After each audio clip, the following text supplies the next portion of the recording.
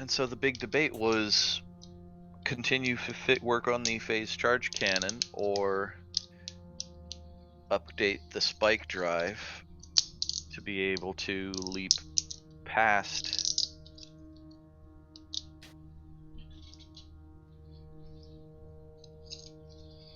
Well, we're currently in a Z, right? Mm-hmm. Okay, the ship is sitting at Andoys. Yeah, you can move that. Can I?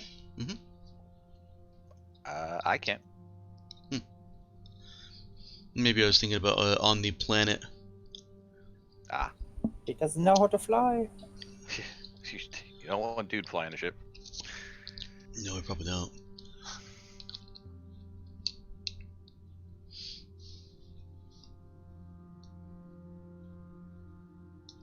There you go.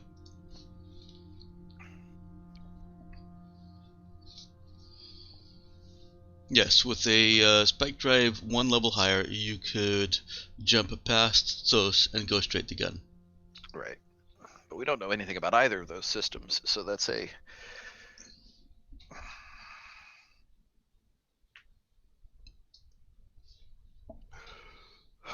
Is there any information gathering that would be possible about those two systems? You can always ask at Henry Station. I think that's going to be problematic.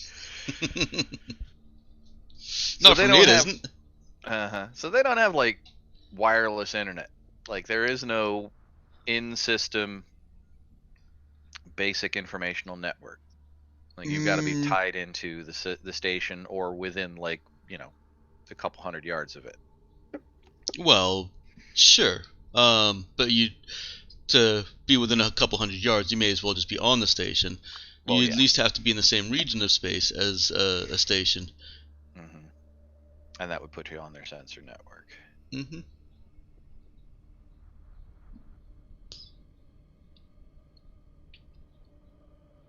And Rain Lalati has no functioning network. I mean, it's got television stations and stuff, but... Right.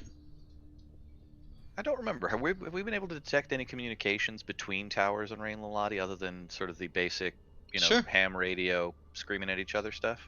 Yeah, that's what their broadcasts are. Yeah, they after we had the fight, the people tried to steal it. They reported to the other towers that we were marauding pirates who attacked them. Mm-hmm. Right. But it's pretty much just radio broadcasts. It's not like... No, they've got TV shows. Well, right, but they don't have, like, internet Off-planet between the towers. Oh, no, not really. Okay. And thinking that they would know anything about other systems is probably futile. We pretty much know that they don't really have much to do with other systems. They stay in their towers, and that's where they live out their lives, and... yeah. Mm-hmm. That's what I thought. So, Hey there, Emma. we're not going to Henry Station. Oh, yeah, no. I'm just sort of vocalizing out a thought process. Well, you guys were en route to Henry Station, and then, Cap decides that, never mind, that's not such a good idea. we can retcon it because of the retroactive RP, so that the decision was never actually made, if you want. Sure. Okay. So your only other options are go back to Andoys and say hi to the Monans again for no reason, or go on to Tsos. Yeah, because if we hit... Wait a minute. Okay, so... Fuel-wise... we get to SOS, if there's no place to get fuel, we're stuck. Well, this is a struggle that I had with this system, period, because of the way the fuel works and the way ships are by default designed to carry only one load of fuel unless you specifically use up, additional mass for more. Just about every single system that is traveled by ships will have some way of refueling you. whether that's you whether that's a space station, small or large station, or just a refueling station. And refueling stations are range anywhere from self-serve to actual small trade hubs. So they're either that single stop along a long dusty road where maybe there's a station attendant and maybe he looks up when you drive over, or they're a bustling 7-Eleven. Mm-hmm. Pump your own space gas. Mm. Yes. Yeah, it seemed like if it was even slightly difficult to get fuel unofficially, then piracy would be kind of non-existent, especially with as much little fuel as ships could carry. Piracy is actually made very difficult in the lore and universe of this game. Hmm. But we're not exactly playing to the lore of this to the game. That's Well, it's it's difficult based on the physics of the game. Right. Well, I feel like with it needs more resources, and it feels like we probably would have had access to better resources when we were not us.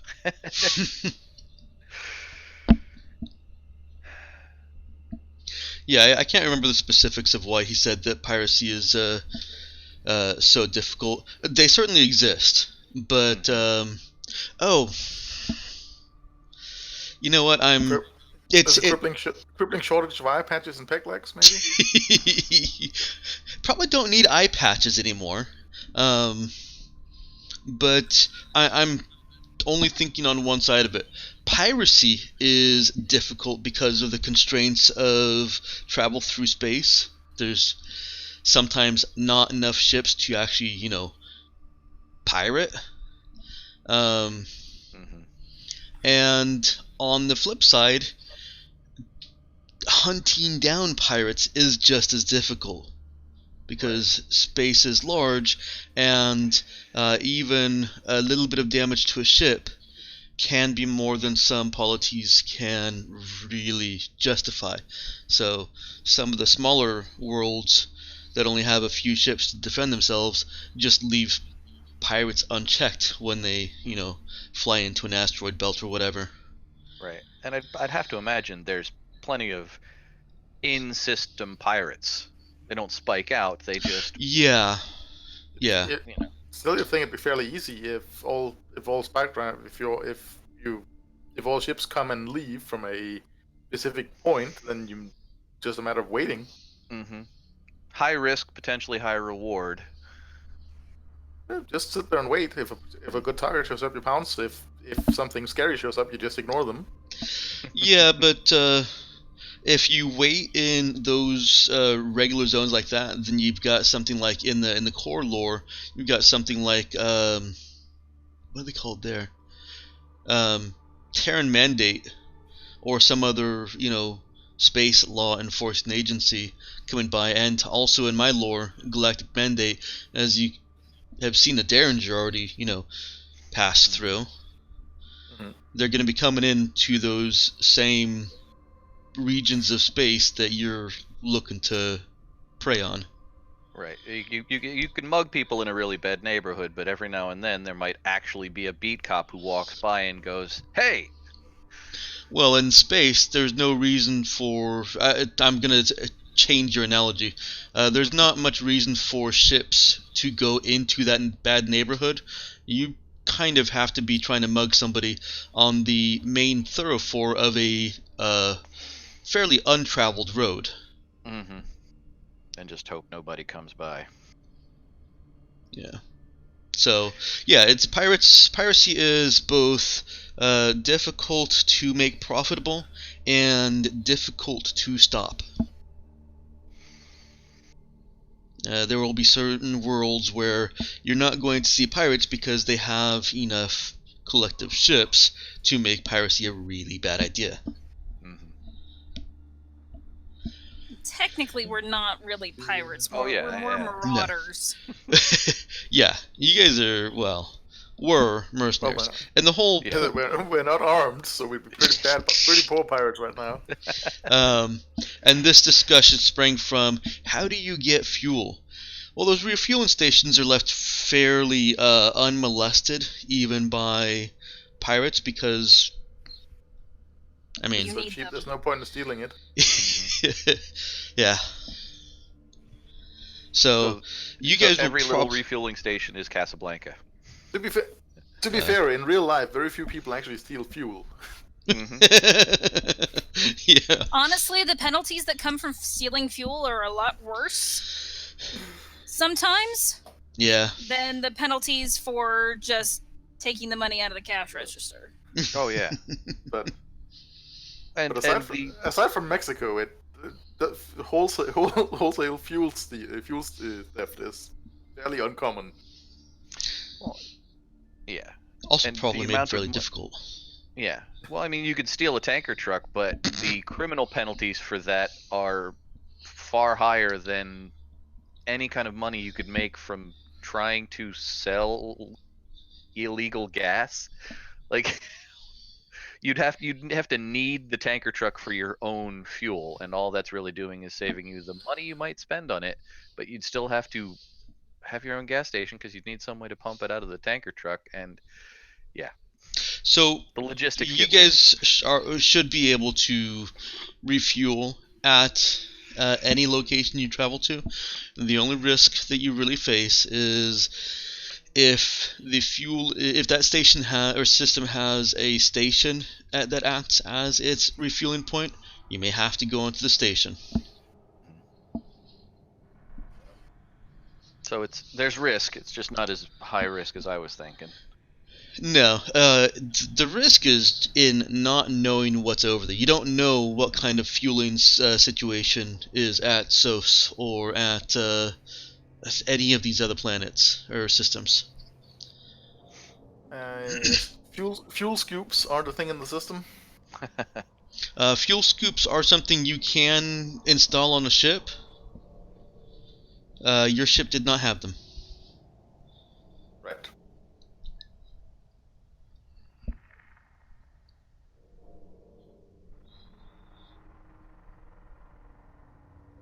So, is that travel towards SOS? Yeah. Okay. That does give you 3 days to work on whatever you want to work on.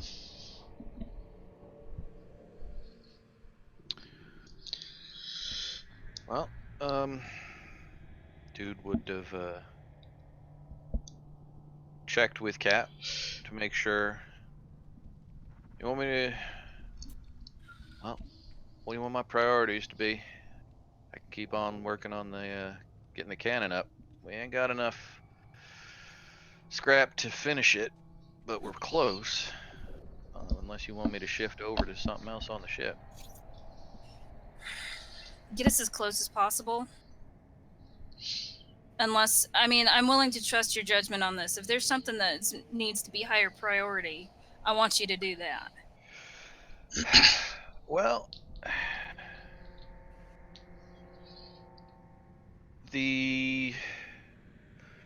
so Mike, the drive upgrade we're talking about isn't the mod, right? It's just the upgrade to drive. No, you need to do the mod first. Let me pull up the... Okay, so the power trunk streamlining needs to get fixed first, then the upgrade to drive 2 can happen. Let's see. Not the power trunk streamlining, the specialized mounting. Specialized mounting is currently limiting your spike drive to 1. Okay, gotcha. So that could just be okay. So that has no scrap cost. Mm-hmm. So that would just be that, and then would I need to kick the upgrade to drive 2? Was that a Because that's complete got a question? maintenance cost. Yeah. Well, I mean, so it'd be the specialized mounting, and then I'd need to finish the upgrade to drive 2 with the scrap cost it's got. Yeah. And the two salvage. And I'm going to restrict you from working on the drive while in metaspace. At least working on upgrading or improving it, so to speak. Obviously, any repairs that need to be done on it can be done wherever they need to be done. Actually, probably not even that, because if there's repairs needed to the drive, like emergency repairs, you're not in metaspace, and if there's emergency repairs needed to the drive, you don't want to jump to metaspace. So yeah, no, the drive being very very much the metaspace thing, it would be like trying to work on a washing machine while it's running. Yeah, well, hell, Star Trek. Jordy never worked on the warp drive when they were at warp. Okay. Well, it was good. Always, we've got to drop out of warp. I need to work on this. Yeah, very good. Good Star Trek. Yeah, they were. I have memories of them being fairly consistent about that, at least in Next Generation. Okay. So yeah, even the specialized mounting requires you to adjust how the drive is attached. Right. When you guys repaired the drive, you ignored the specialized mounting stuff so that you could get it running. Oh yeah. I feel like he would have looked at that and gone, okay, that's not necessary to get it going, so not now. Mm-hmm. It'd be like fixing the spoiler on an Integra. I'll get the engine running. The rest of that shit can happen later. So if you want to spend these 3 days working on anything, you did. Oh, you can't do that in metaspace either. No, you can't repair the hole in metaspace. Sorry. Yeah, no, you can make repairs to the weapon. Right. I could continue doing that, which we have been doing. Yeah.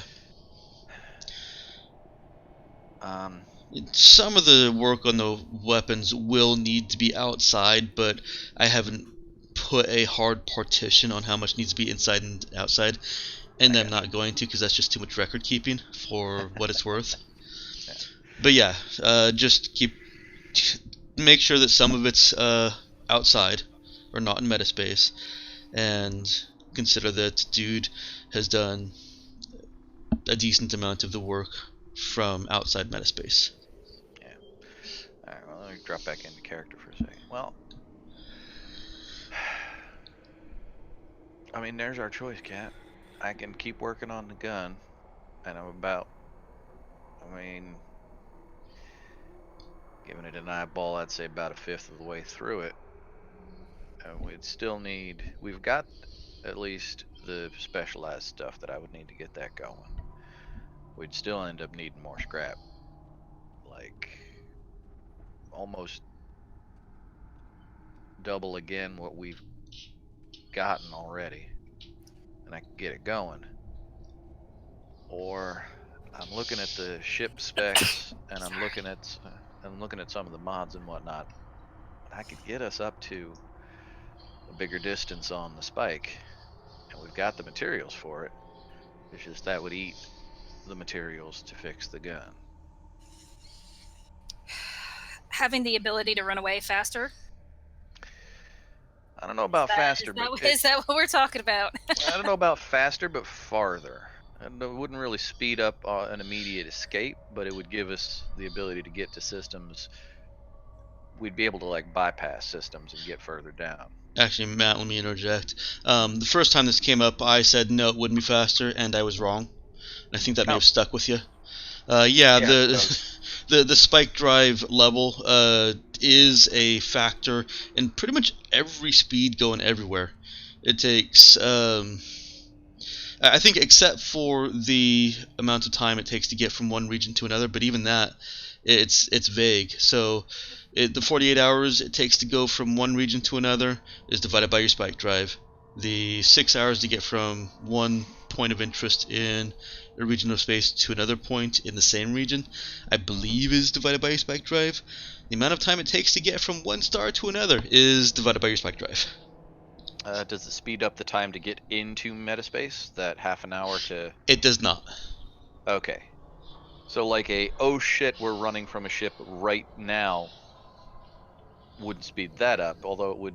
Well, if the speed to get from stuff in system to system, shouldn't that mean that we're technically a little bit faster as just a flying in space ship?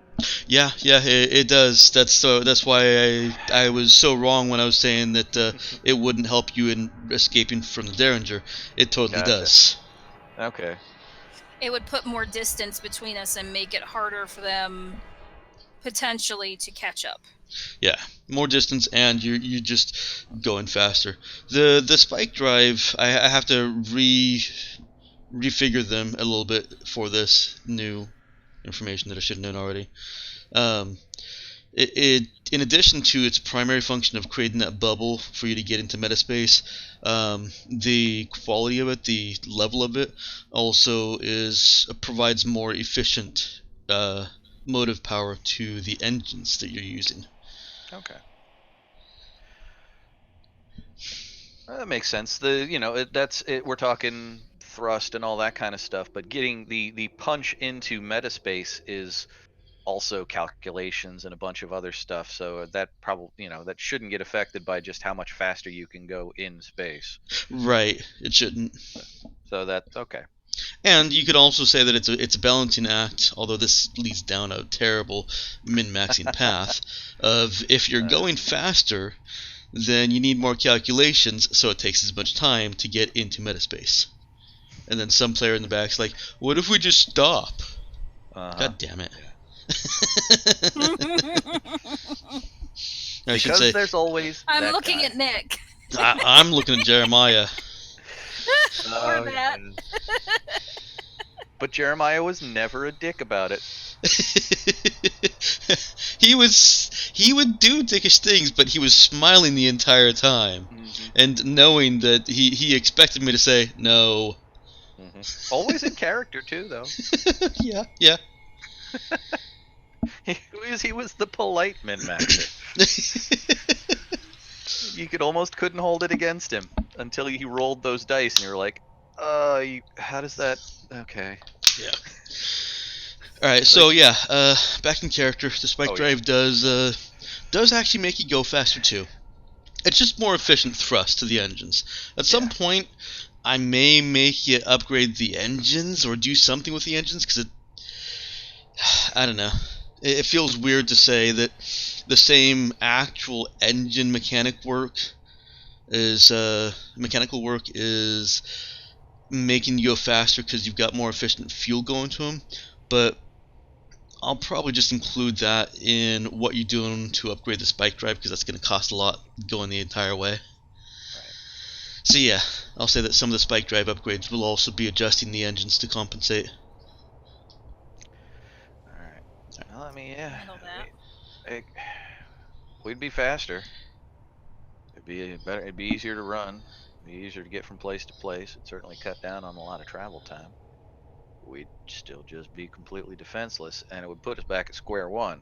How long did it take us to get to this amount of equipment? And that was finding an abandoned planet that was pre-Scream.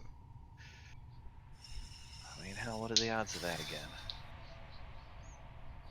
So here's a question. Do we need to stick around Ranlalati and try for...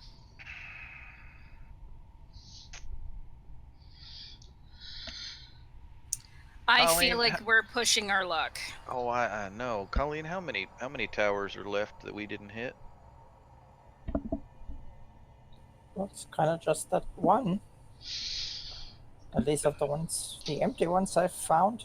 Right, because we had the one that we tried landing on that was filled with the assholes, and that's where we picked up the kid and the old man. We ain't gonna take their lightning rod because that would kill a whole bunch of people.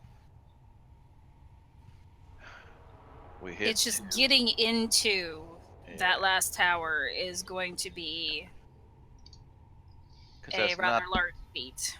Yeah, because that ain't the one that had the we did the one that had the smiley face on it with the fire and shit. Mhm. What'd you call the one we didn't hit? Oh, you mean the Freezer freezer hut. hut?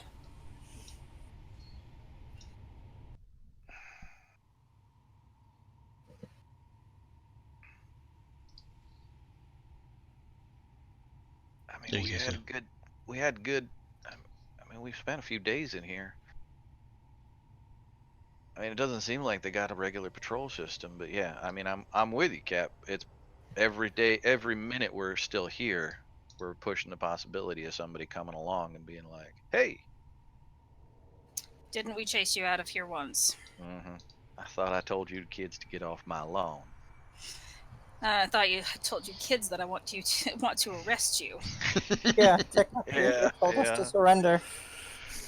Yeah, they did.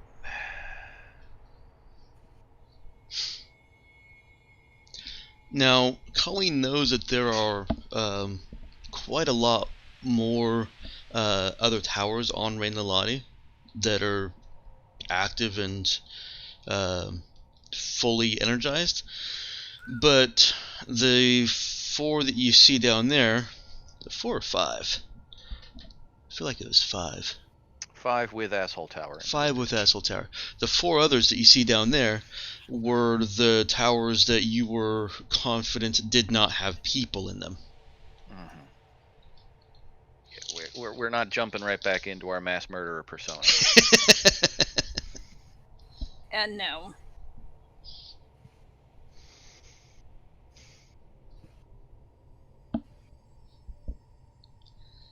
Well, so there's one more,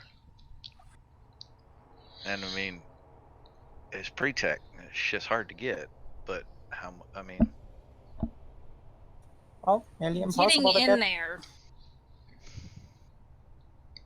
is going to be is the challenge. yeah, and that's the frozen one, ain't it? Because like they don't, it doesn't have any It's the convenient prison one. holes. Yeah, that. That's the one we would have to make our way in. Right. Yeah, we were. Oh, wait. Okay, roll back.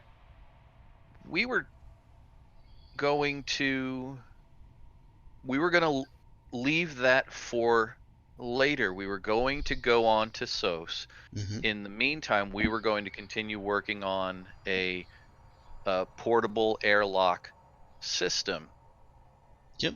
I told you it would take you some time to design it on the fly, but if you Right. can spend just a week with no time pressures designing it, then I'm only gonna take one roll from you.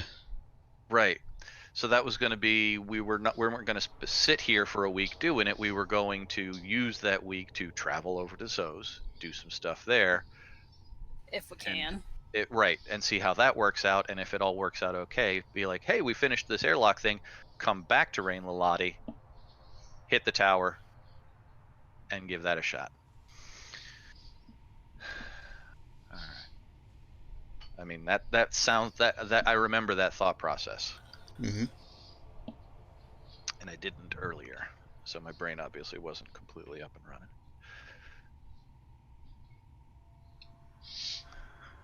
Part of the problem is also that getting past the door was going to take line shunts that have been made by the GM very difficult to obtain. Yeah.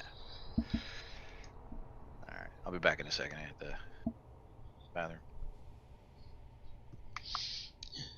There goes another hole in the wall.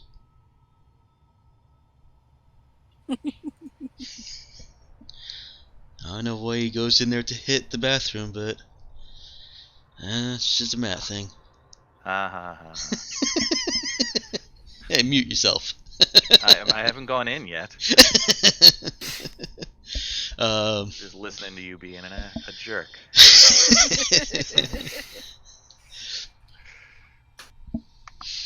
Alright.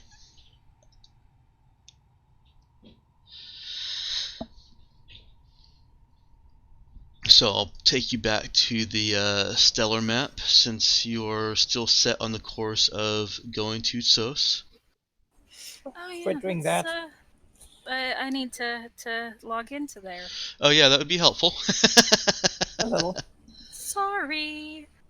But if we're hellbent on traveling, Colleen is gonna ask Cap for a blood sample. What for? Well, maybe you can find something out from the nanites. Might be helpful. Might be an engraving of who made them or what they're supposed to do. Would be annoying to find out there's a kill switch in there.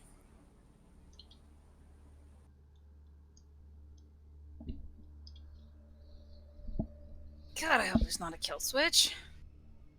Yeah, fine. We can.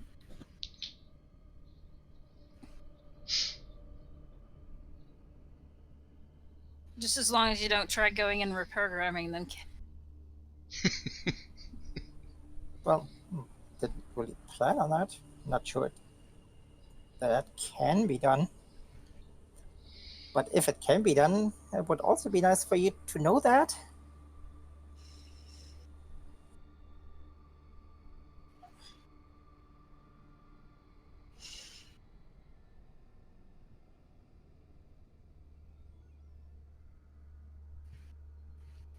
But I figured after playing around with the universe, I could try something on a smaller scale. Yeah, it's fine, kid. Just get my brain. Alright. Alright, well, I need 9 pints of blood. No, you don't. No, I don't. I don't think the human body has that many. I know. Oh, I was joking. Just maybe a vial or two. Jesus. It's still a lot.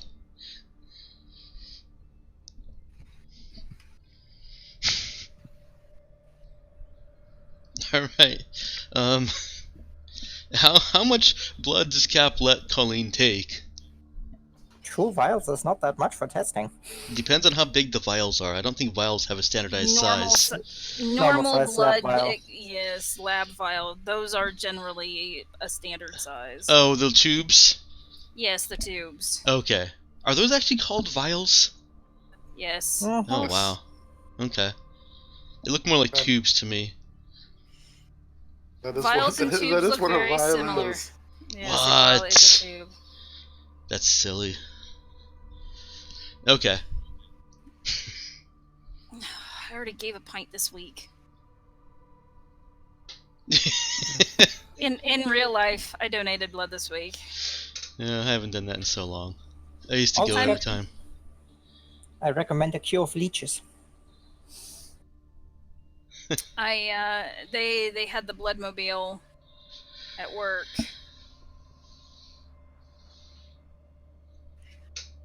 So I figured, why not? Yeah, they used to send that around to my work, but I think management decided it was taken away from worker productivity too much. So, hooray. Here they really encourage it. Yeah, yeah. Yeah. No, I'm not allowed to. Yeah, I 'Cause believe you it. had, yeah. Can't give my blood to anyone either. They really loved my blood. They like mine too. Yep. I'm A negative. I don't remember what I am. I just know that I'm the blood type that gets along with everyone. Oh, Either that or the blood type that's really difficult to get. I can't remember. I just know that they also were really probably happy. O. I don't remember, and I don't think O it was is- O though. O is the universal donor. Okay. Which, well, I'll look it up later. Make Yeah. note, in case of emergency, train Mike. It's probably in my blood donor card. That'd be a good place for it to If be. you have one, it should be there. Yes. Now, question is, do I have my blood donor card for anywhere nearby? Probably not. Anyways, Yeah. we've got Colleen doing things. What is Colleen doing with the blood? Well, first just analyzing it, and the specific focus is to kind of isolate the nanites and find a way to either microsuture something on it to get direct access, or see if that can be reached with any sort of wireless technology to kind of get an idea what Okay. programming they have, can they be talked to, or under a microscope, is there something like manufactured by... Let me interrupt you here real quick. Has Colleen forgotten or has Nick forgotten? Probably I have forgotten. Okay. The nanites aren't actually in her blood. That's why we couldn't. That's why it didn't work to just take a blood sample. Yeah. The Nemo had asked while now Colleen wasn't there for that. Okay. So Nemo had asked while Cap was getting her scan done if they could get a sample, and that's when the doctor there pointed out just how absolutely ridiculously tiny the nano tubing is, and how it's not actually in the bloodstream. It's a parallel attached outside of the arteries, or attached to the outside of her arteries. All right, then Redcon, they're asking for blood samples for trying to extract some. Okay. It's a nanite exoskeleton for her veins. Well, from one direction, sure. Sure, of leeches it is. Okay. But yeah, instead of asking for blood, it's basically come in and I'll try to extract some. I don't think that's possible.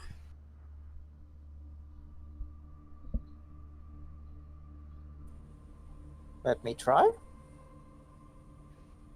You're gonna have to cut the arm open to even, like, I don't think we have the equipment here.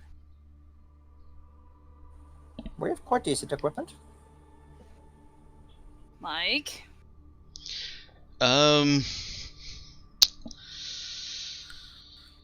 As a GM, I will tell you do not have the equipment there. I'm trying to figure out if Colleen knows that. We would have to have equipment like they had on Mona. Yeah. To give you... Can she rig something?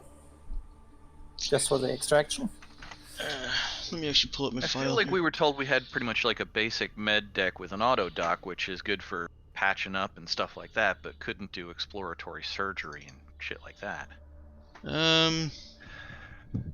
You've got an actual full-on med bay. If I remember right, let me double check the ship.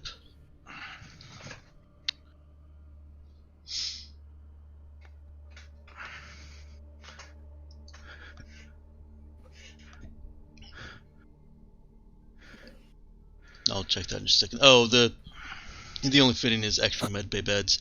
No, you've got a regular med bay that would serve as, say, an emergency room, and perfectly sufficient for any normal procedures, but specialized things go to specialists. And to give Nick a mechanical explanation of what's going to be needed, the chance of detecting the tube requires TL5 pre-tech to detect, and even Mona could detect it, but we can't. And even then is only recognized as an abnormality with an int heal 10 or Wiz no 12. With a further difficulty, with an easier time if the examiner knows of its existence, which he did. So if we had gone to Henry Station and gotten a checkup, they would have been like, "Oh, you seem fine." Yeah.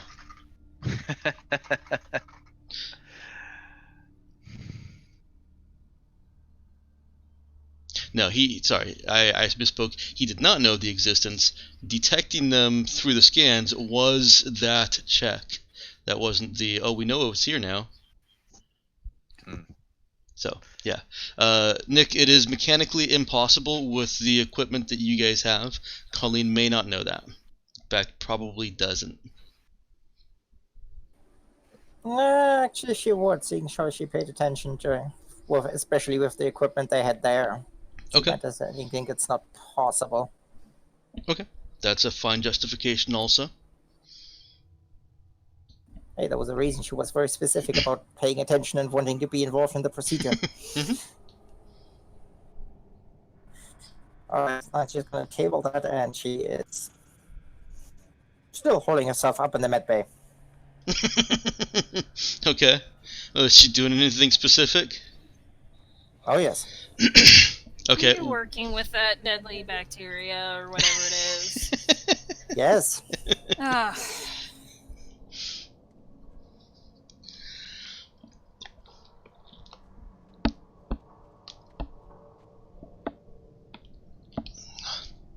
Hey, she's your kid.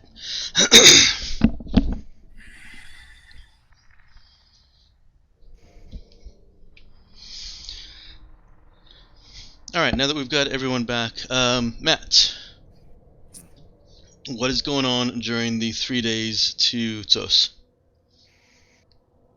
Well, that's that is up to Cap if she wants him to continue working on the gun or shift over to get away faster. We're planning on coming back to Rain. We're anticipating coming back to Rain Lalati for at least one more pre-tech salvage. And hopefully some more scrap. I will say that the scrap requirements for the drive upgrade are not large. So as long as he's not actually putting any of the pre-tech to work, I'm still fine spending, the time and the scrap to continue working on the phase charge cannon.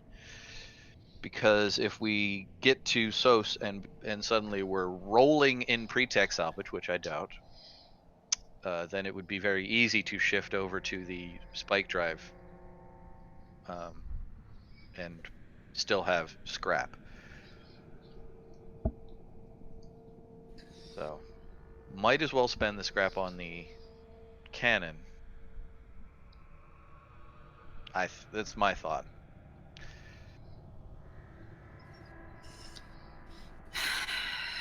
Yeah.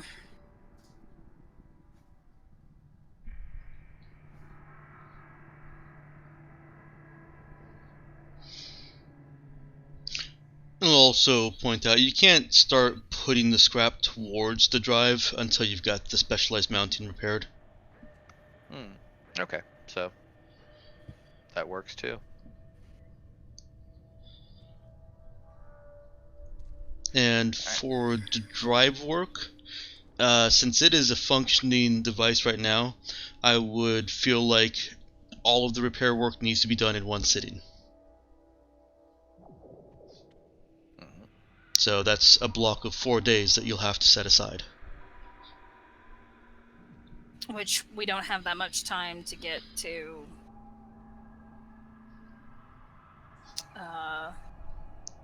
So yeah, you'll have to be in orbit somewhere where you feel safe for 4 days. Or back on Mona. Or back on Mona.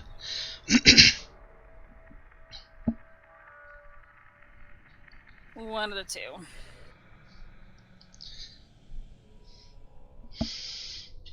Alright. Now, unfortunately, I totally forgot to make a planetary or a system view for Zos. So, oops.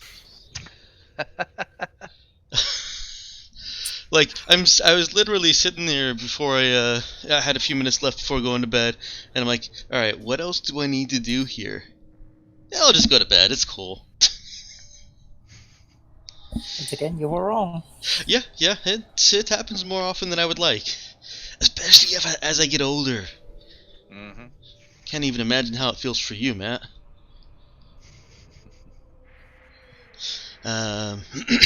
mean it happens a lot more? You mean to imply that it happens to him a lot more than it happens to you? Oh yeah, he's a lot older. Yeah, substantially. So what you're saying is you've reached the age where you have trouble getting the map up. Yeah, we'll go with that.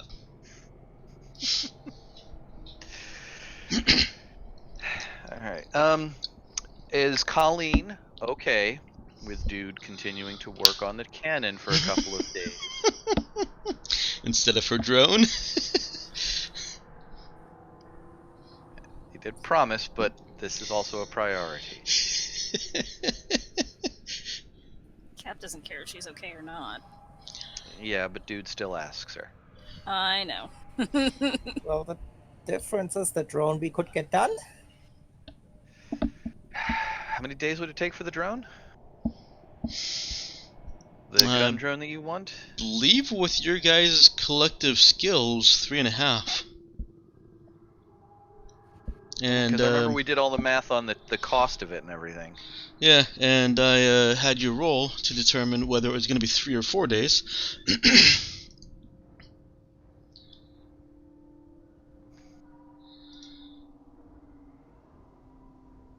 Let's see. There's your Void Hawk. You guys have kind of abandoned that last Void Hawk, huh? She wants a gun drone.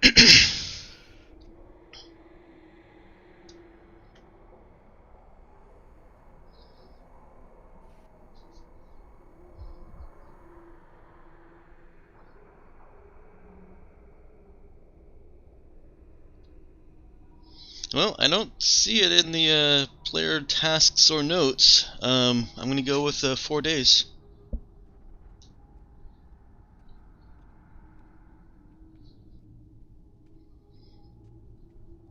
But it was still determining how much it was. You just had me put in the drone and the cost. Yeah, I can't. Oh, drone fleet. There you go. Nice picture.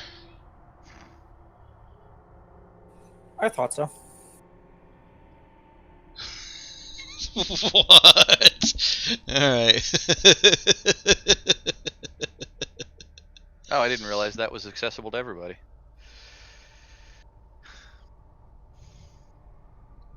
Yep.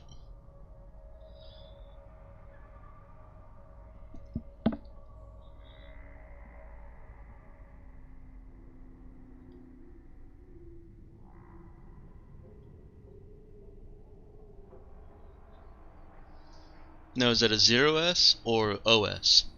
0S. That's a mouthful. So the sleeper drone is the one that she wants to make. Mm-hmm.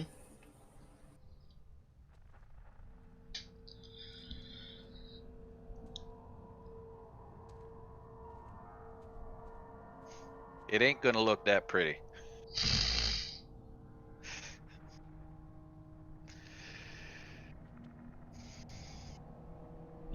That's also more weapon mounts than I think it's going to have. Those are just sensors. Gun-shaped sensors. Awesome. There is one on each side. Well, keep in mind.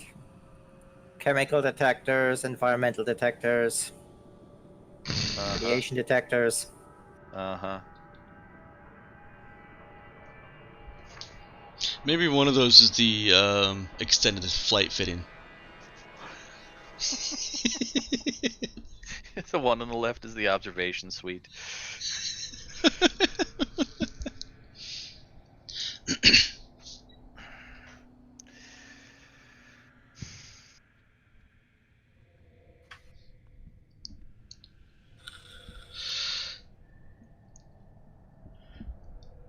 Excuse me.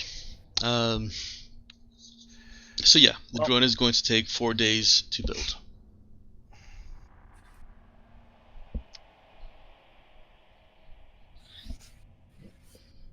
Well, Dude takes Colleen aside down in the work area So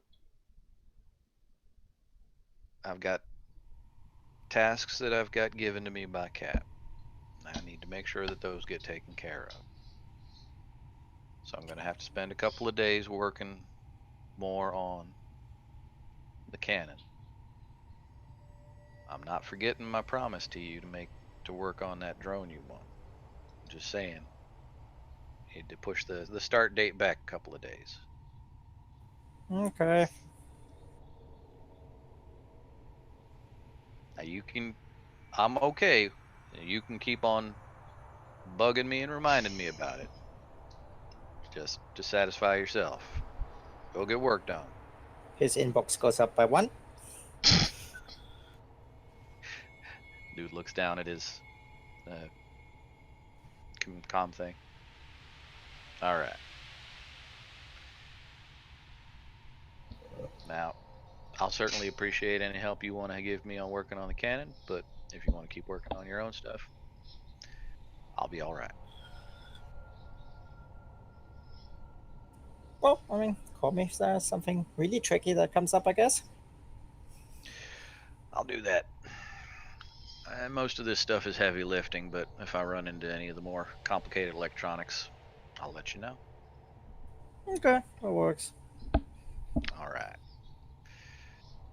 And dude starts in on putting more work into the phase charge cannon. Okay. He can get 3 days worth of work in on that, so another 75,000 scrap towards it. Colleen, what's she doing?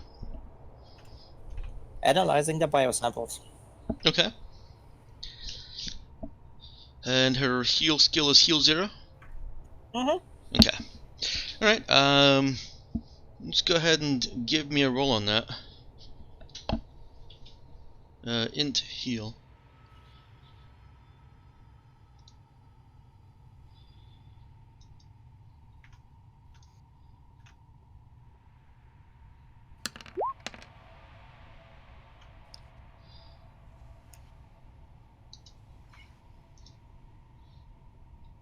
Yeah.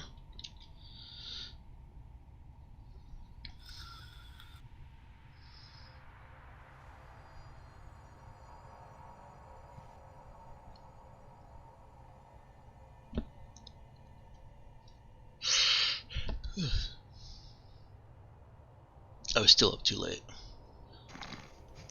As always. Yep. I actually went to bed at a decent hour. Yeah, no, this time it was my fault. Went over to watch movies and then came back. It was about 1 o'clock and decided to do some more typing and work instead of just getting to sleep.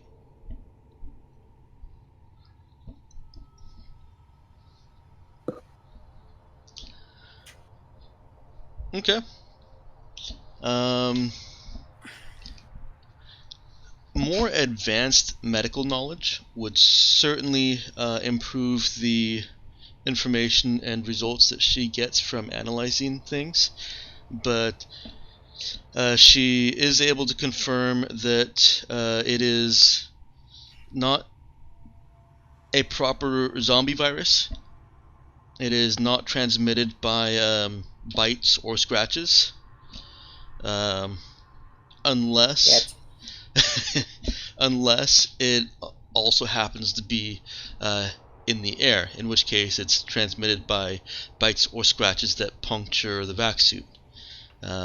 It is purely airborne at this stage. She can see that the sample that she has is mutating, as all viruses do, or viri. Thank you. You know I'm only doing that to fuck with you. Sorry, virusi. Or viruses-I. Viruses. I think the whole thing is silly. And I fuck them up as much as I can. Silly, it's Latin. I'm not speaking Latin. I'm speaking what English has been derived from Latin.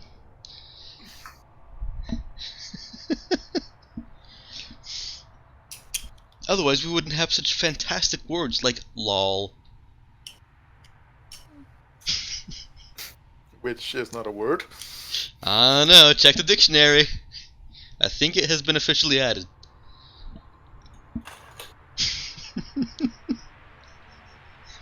It's been added to a dictionary, not all of them. I think it got added. There was some new word, actual new word, that got added to one of the dictionaries that actually matters. Webster's adds new stuff all the time.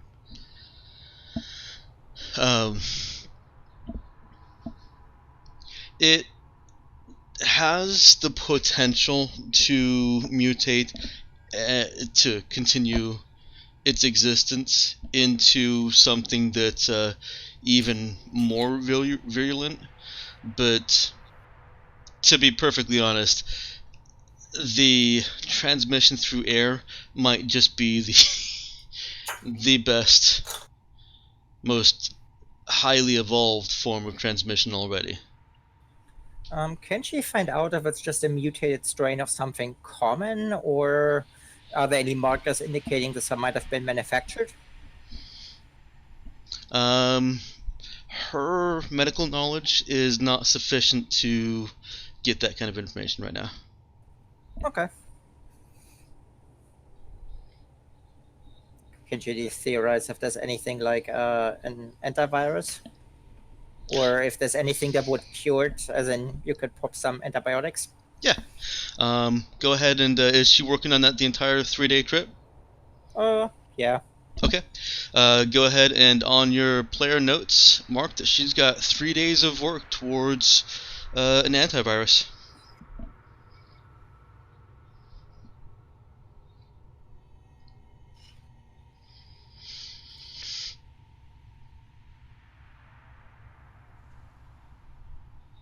And if you want to give it a name, you could call it the Terracom virus. Well, that's what I've been calling it up until now. Okay.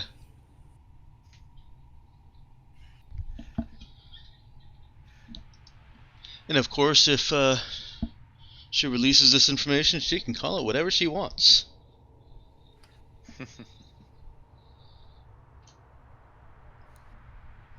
Alright, Dude or Cap doing anything during those 3 days? Helping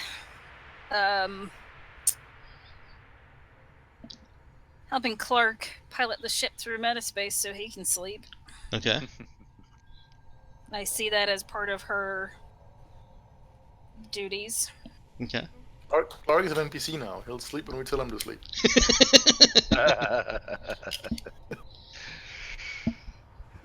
Does that mean he's going to be like a special guest star? I don't know if I've... When he comes back? If Jeff comes back? If Jeff comes back. Yeah, anytime he's got availability on a Sunday morning, he can come back and play Clark without having to pay any kind of fake internet points. I don't think I'll be releasing Clark as a leasable NPC, though. Good. I'm glad to hear that, because that's, yeah. Presumably you'll give us a heads up in advance if Jeff's coming back, just so we can give Clark his stuff back if he decide to take it from him. Do you want his hollow spurs or his real spurs? You never know. I mean... No. Yeah. There is a conversation there that needs to happen. Well, he doesn't seem to think that it would go very far, though, so we can just out of character it if you want. In fact, if you want, that's something that could occur during these 3 days. Yeah. Okay, so let's go ahead and do that real quick. Jeff gave me an outline of how Clark reacts to it and how he would treat it in a conversation with Cap. Okay. And that's basically, he doesn't know that dude.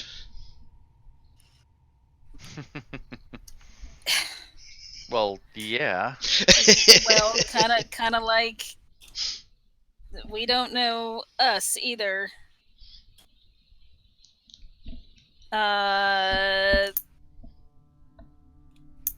She will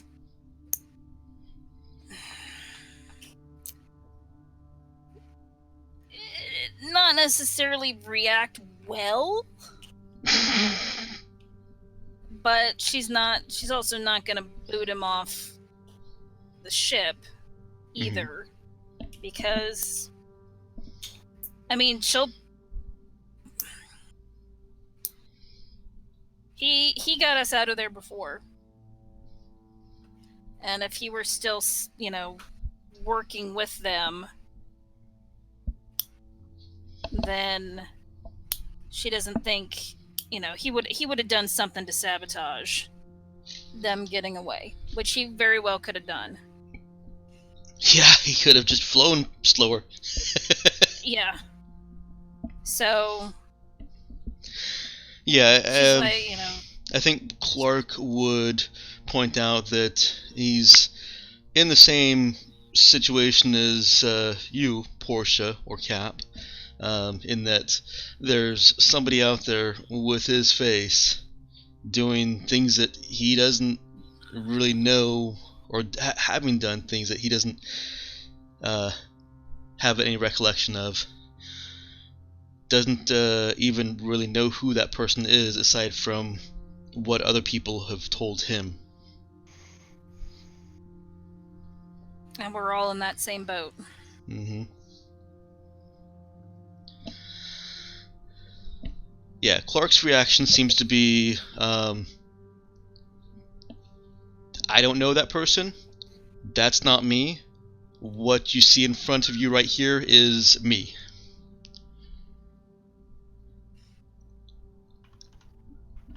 Would the real Clark please stand up?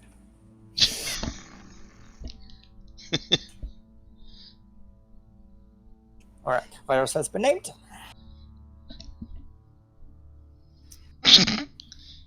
I am worried about this.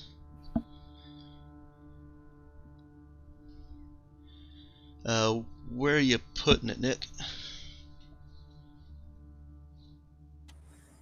Oh, wrong section. I put it under other equipment. As well. Can you put it in the player notes? Because I'm just kind of using that as a collective, trying to keep an eye on what you guys are doing. Unless there's any reason you want it to be secret. Well, she hasn't told anybody about this.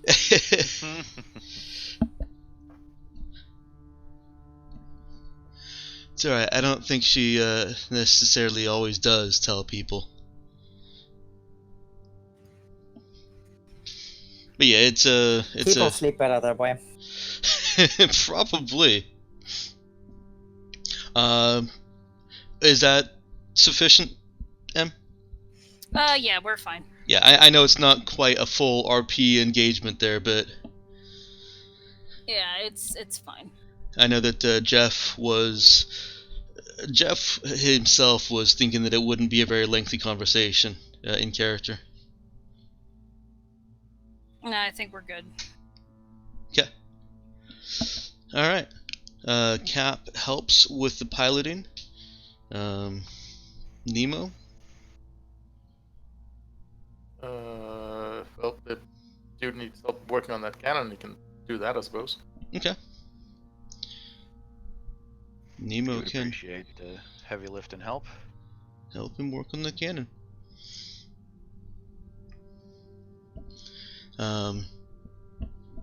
Chi-Chen will also help with the cannon, if you guys allow her to.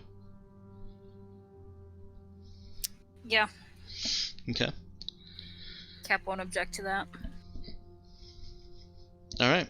Doesn't necessarily make the work go faster, unless there's something that I've missed in the rules that says additional help makes the work go faster. But for just regular repair stuff, I think it's just a flat 25,000 a day. Makes sense.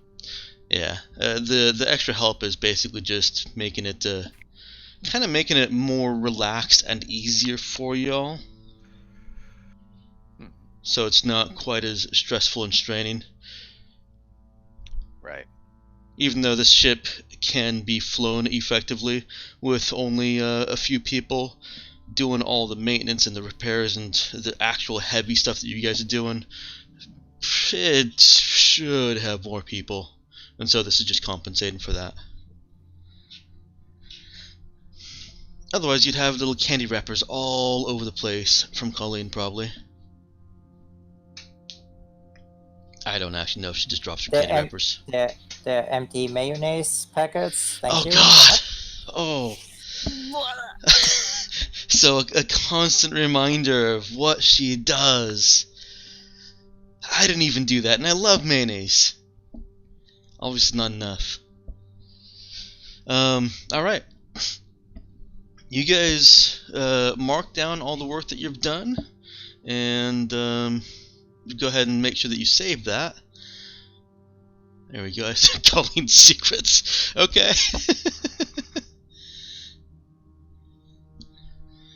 And after 3 days, you arrive at oops, not Terracom Global. Get to the correct page.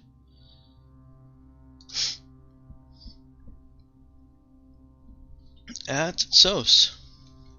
One moment, water.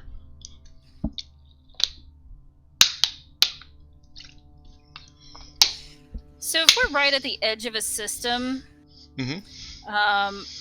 and say we spike drive in and we are right at the edge of the system, do we have to spool up again to get the to get out?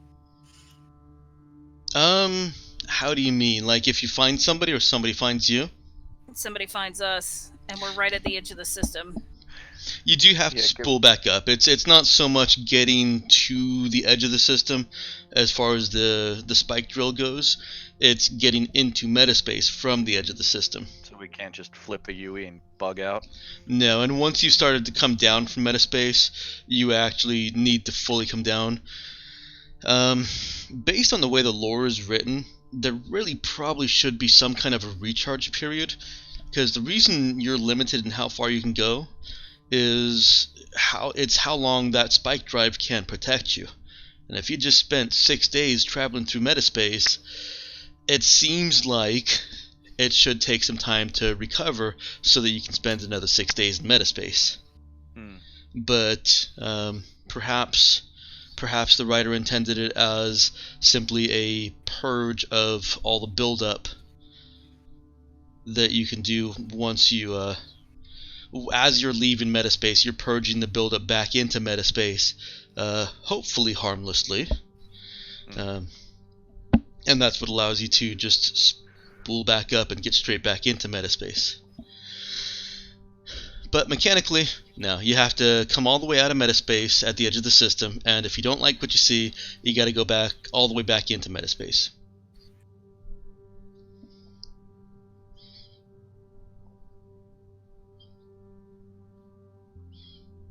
The odds of encountering somebody at the same edge of the system region that you drill into are slim. Either that system would have placed something there deliberately, knowing that, say, that there are ships coming from a Z that it doesn't want to arrive, or somebody has to deliberately be in that specific region of space for the same reasons usually.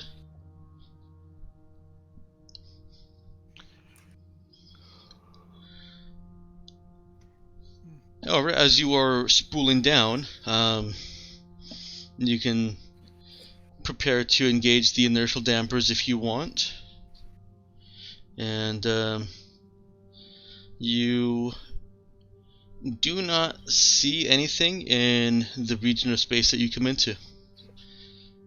There's nothing clearly visible or obvious in this region. So we need some scans. Yep. Colleen would fire up the scanners.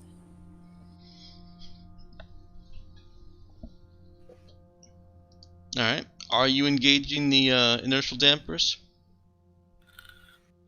Would we want to be sneaky? Yep. But okay. You mean the emissions dampers? Yeah, that's what I mean. Emissions dampers. Yep. Could be just doing both of that then.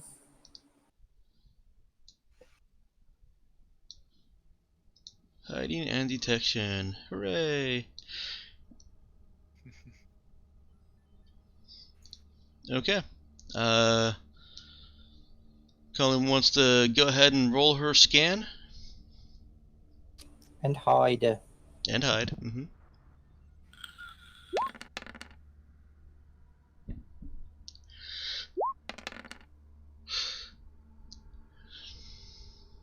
And with the inertial dampeners, that 15 is a 17. Okay.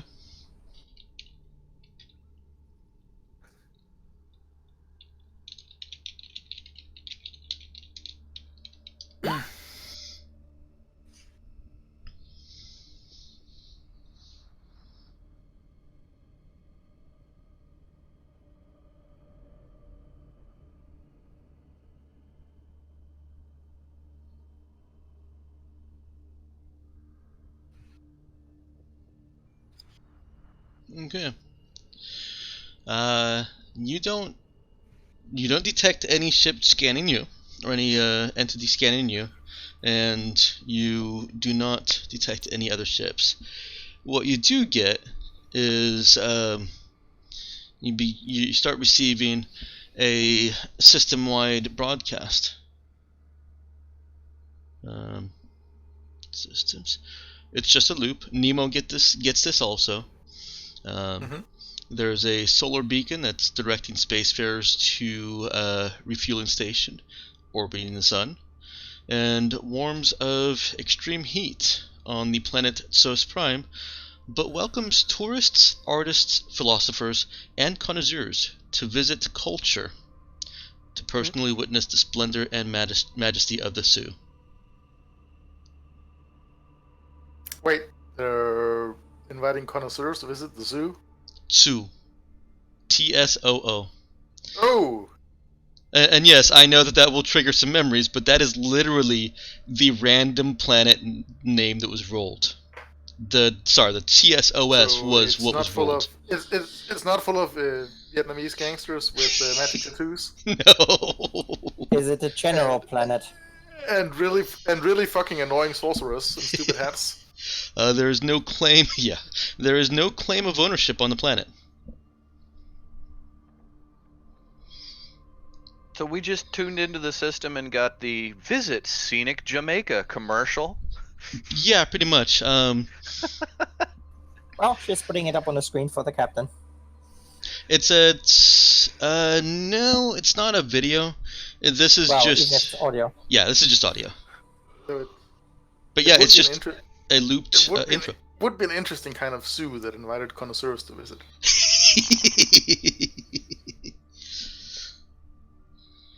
And based on the way the the word culture is said, it sounds like that's the name of a location. It sounds capitalized. Yes, it sounds capitalized. Visit culture and personally witness the splendor and majesty of the zoo.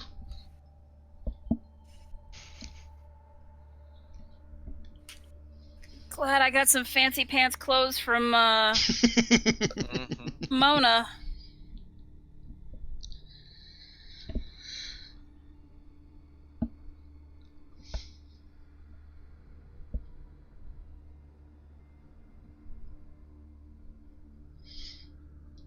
Alright, you guys are at the edge of the system. How do you want to proceed? Oh, and you're out of fuel. Well, yeah. Out of spike fuel. That's the important part.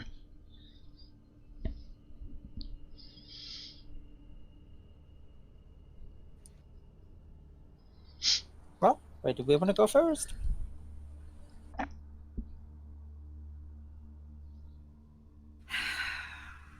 Guess that's where we're going. Are we going to the planet or are we going to refuel? We're going to refuel. Okay. That is a region transition that takes 48 hours by your spike drive. So 24 hours. You can get another day worth of work done on your respective projects.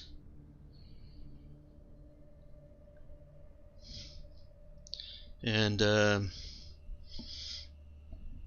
if you are proceeding with those respective projects, go ahead and mark those down real quick so that they're properly recorded and saved. It's the time for the puzzle box. Oh, that's a good question. I really should have done that recap, because It's been at least... has it been 7 days? Good question. I mean, we just spent... It would be 5 days till we get to that station. Where the Right. 2 days left over in AZ. Because otherwise, no.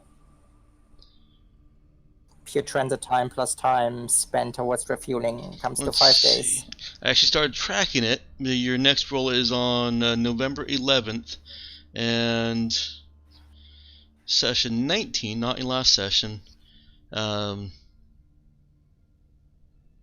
ended on 11/5. Excuse me. You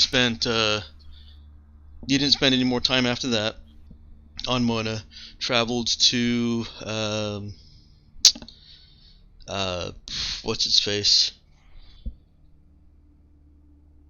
AZ.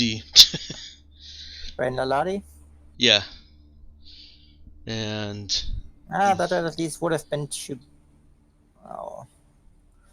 We did it in the system there, I know that.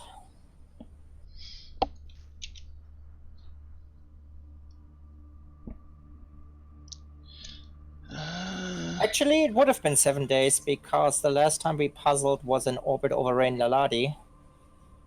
So you have the time to the edge of the system, plus the time... No, the last time I've got you guys doing puzzle box was actually while you were in Andoys. So if you did a puzzle box while you were in a Z, then you've already done the 11/11 puzzle box. Well, we did it the same time with Clark, so wherever that was. Yeah, no, you've already done this one. Okay. You're right at the beginning of them. Because you're right, you did that basically 3 days ago, and that was the last check for Clark, and advanced you by one more layer.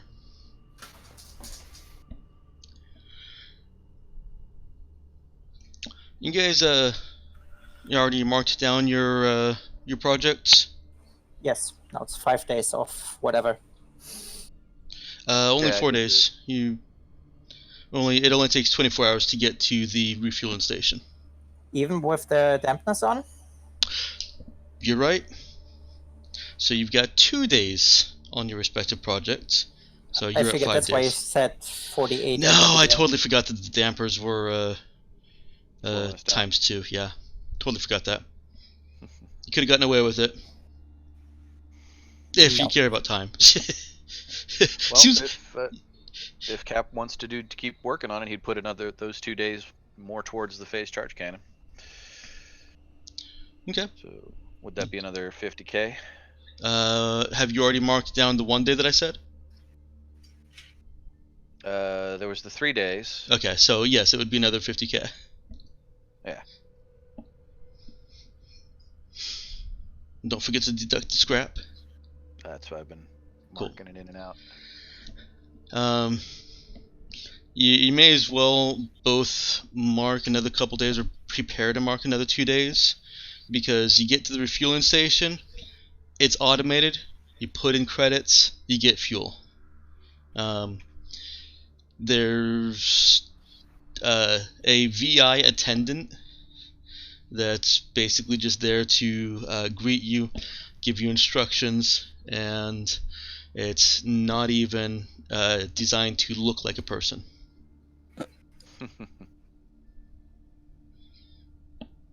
It's got a humanoid body just because that's how everything is built, but there's no skin, there's no fleshy bits, it's not trying to be a person.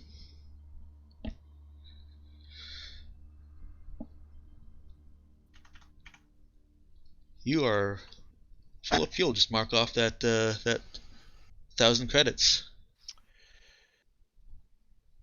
All right.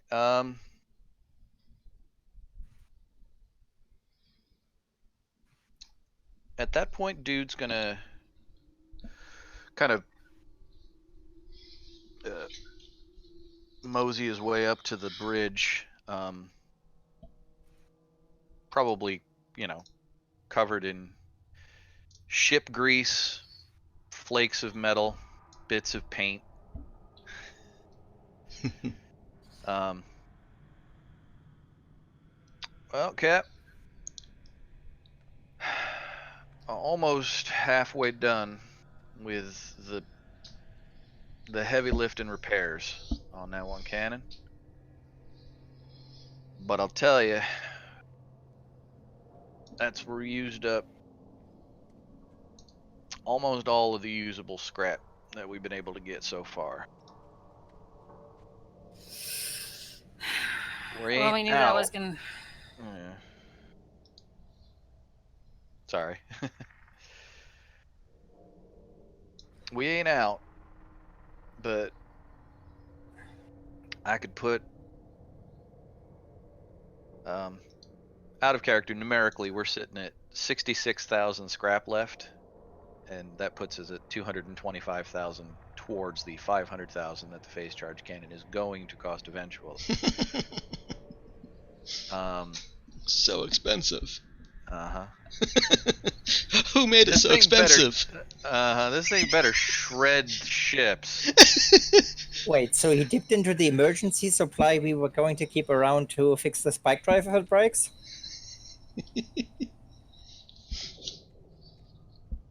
I don't think so. Did you? If we're down to 66,000 scrap, then yes, he did. Maybe I did. I didn't know if didn't we have that set aside in a different section, or no, we just had it. No. It was a general pool. What was the cost on the drive if it breaks? 125,000.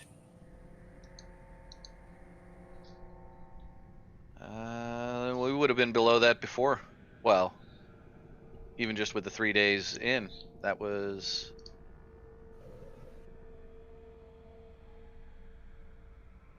Yeah, no, we had we were set at. aside stuff to. No. The base cost. Sorry to interrupt you there, Emma. The base cost okay. of the spike drive is 125,000, and the cost to repair, if it were to get disabled or actually full out destroyed, is a fraction of that. So to repair it, I believe, is 1/5, and you can kind of, look at the cost to repair the phase charge cannon. That's that's a quarter of the total cost of it. So that's the cost to repair things.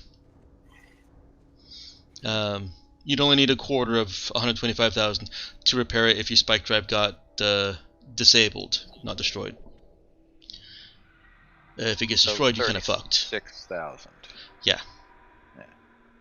Okay, so I think you guys were planning to keep aside the 93,000 to upgrade it to drive 2. Well, yeah, actually, I might want to retcon 1 day of that then. Wait a minute. I think it's reasonable to say the dude just kept on working. Because Matt just kept on working.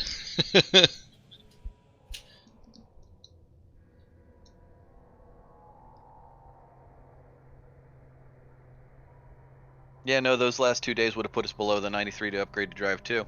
So he shouldn't have put in those 2 days.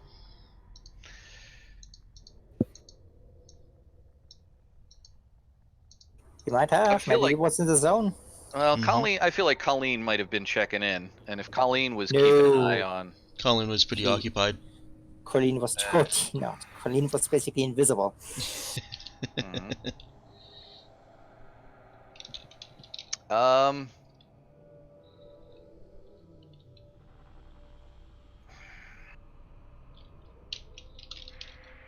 I gotta go AFK real quick. I'll be back soon.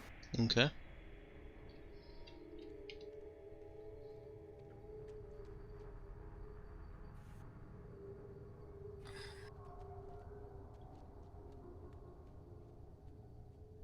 Yes, full repairs of a disabled system cost 1/4 of its original price.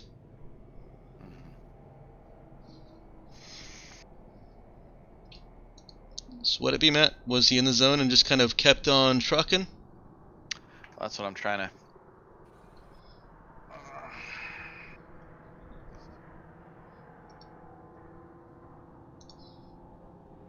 You want to decide it with a roll?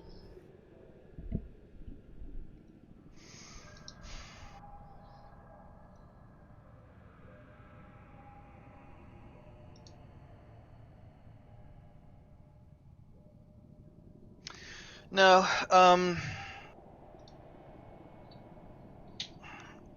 gonna mentally roll back to when we dropped into the system, because that was after the 3 days of the repair work.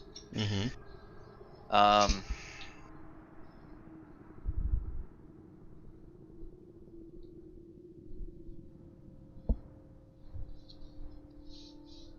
that'll be so.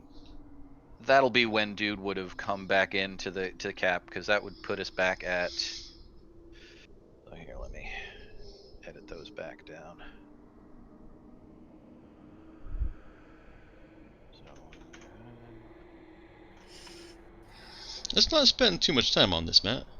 yeah. Right.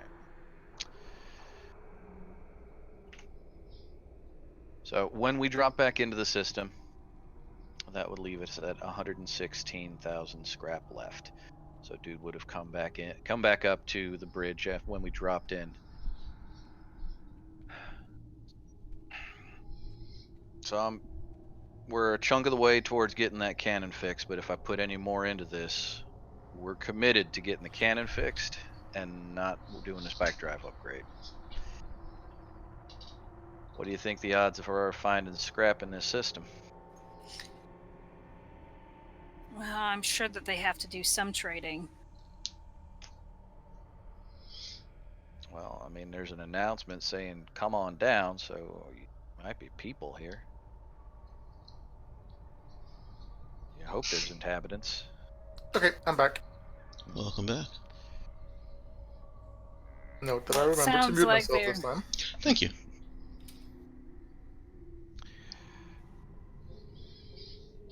So do you want me to keep working on the cannon on the assumption we'll find scrap, or do you want me to stop while we still have enough to do both or nothing?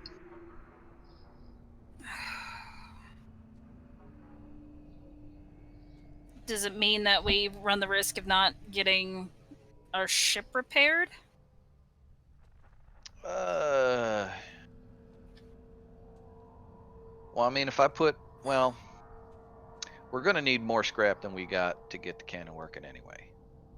If I stop now, we can still, if it seems likely we ain't gonna get no scrap anytime soon, we can still shift gears and I can fix the spike drive and at least we'd at least be faster. So if I stop now, we can change our mind and actually have gotten something accomplished. If I keep on going and we run into a real long dry spell, then neither things get finished.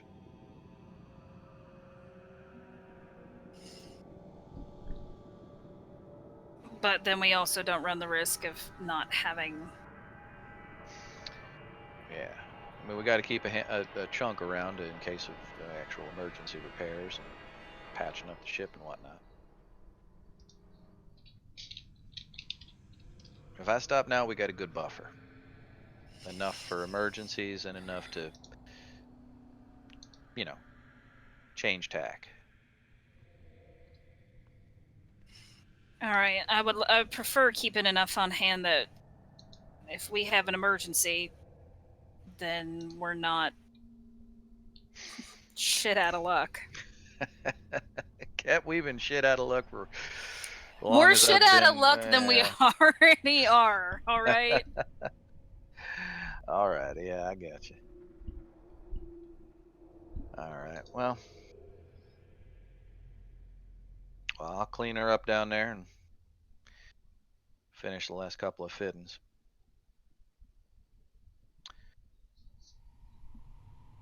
All right, and that's my mild retcon, and so. All right, we're back at the refueling station. You've refueled up and have to decide where you're going next. Are you gonna get back to the edge of the system? Well, you don't have any rudders, so you can. Did anything come through from the little refueling station? Actually, that's a very good point. Yes. I'm going to add that to my internal lore. Refueling stations also have a rudder-only. Well, actually, the rudders are the biggest data thing, so I don't know why it would be rudders only. Refueling stations have a black box relay. So, you guys are currently on the. Holy crap! I've got a lot of little tabs open. A lot of in roll 20 handouts open. Oh, but you already had gun. Never mind. Never mind. I thought you did not have gun. It relays to you updated rudders for gun, and various news feeds, or not feeds, news videos, which Nemo is also pulling. Do any of those feature us? They don't feature you. They largely feature critiques and snippets of performances from the two. And what you can gather from that is that they are the Tsu themselves are an alien life form that makes spectacular fire shows on the planet.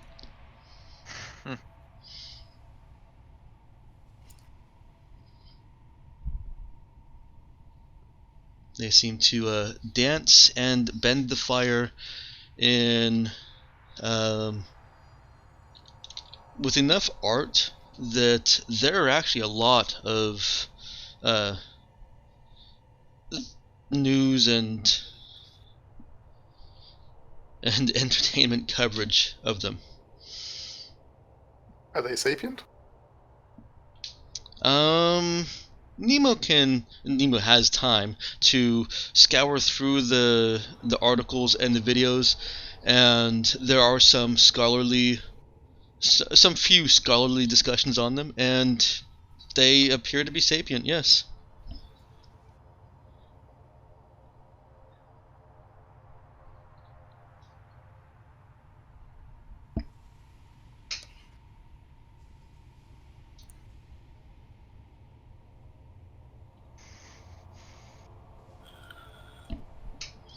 So you do have the rudder to gun. You can gun it. Hardy har har. Or you can make your way to the planet. We hold enough fuel to go there and come back.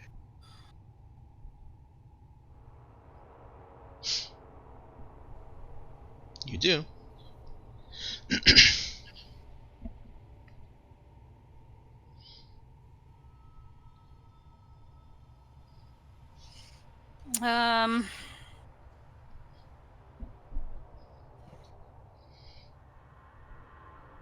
Let's head to the planet. Clark sets a course for the planet. You guys are still sneaking in? Okay. Also checking on regional traffic. Okay. Put another 2 days towards your various projects if you were putting anything towards projects. If I remember correctly, the drone required 4 uninterrupted days, right? No, not uninterrupted. That's the drive will require 4 uninterrupted. Okay. Well, then, can I say that the 2 days that I retconned back out, Sure. that have been 2 days Yeah. towards the drone, and then these other 2 days towards her drone again? Yeah, he can finally stop getting those emails. She'll just Yeah. send emails about something else.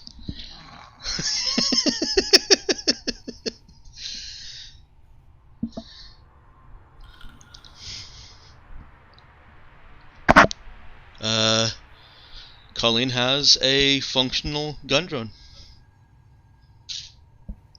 And what did we decide the cost on that was? You'll have to ask Nick.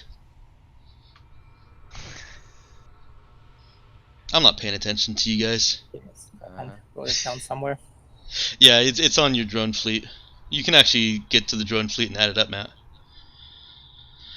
So it's 5,000 plus all that other stuff? Mhm. Yeah. Jesus. The total came to. Give me a second. At the calculation. 8,500? Yes. Yeah, sounds like what I remember him saying earlier. Actually, 4,250 if you have Tinker. Tinker Which I doesn't do. reduce the cost of the fittings, does it? That's right. You thought that. Oh, that's that right. was the decision. Yeah. It lets me maintain more mods, but it doesn't reduce. Ship and gear mods cost half their usual price. Well, in these are credits. fittings, though. Yeah, and I think that's what our discussion was. That doesn't count. It just is full cost. Let me take a look real quick. I mean, Tinker says. Alright, you tell me what Tinker says. Fixed skill treat is one level higher for purpose of building, maintaining mods, and calculating a maintenance score. Okay, advanced mods require one fewer pre-tech. Oh yeah, level 1. Both ship and gear mods cost only half the usual price and credits. Yeah, that's right. It was the mods that actually are less in cost, but all of that there is the base item plus fittings on the base item, which are not mods.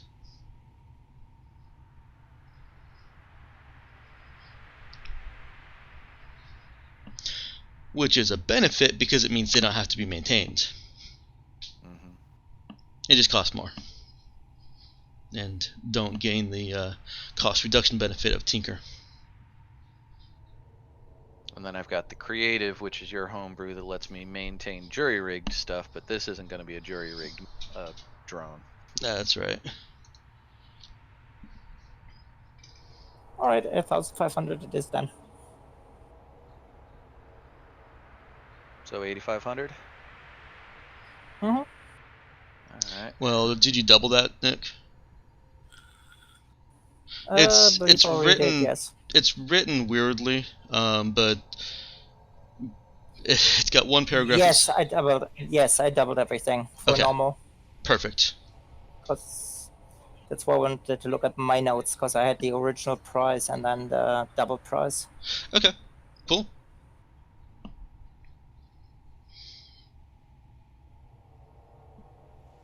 Yep, I calculated correctly. Normal price for a sleeper drone is 2,500. Alright, very good. So, go ahead and take that cost out of the scrap you have. What's it at 107,630.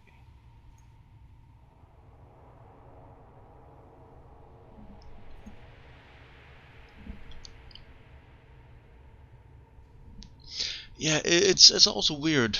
Normal devices cost twice as much as they would off the shelf.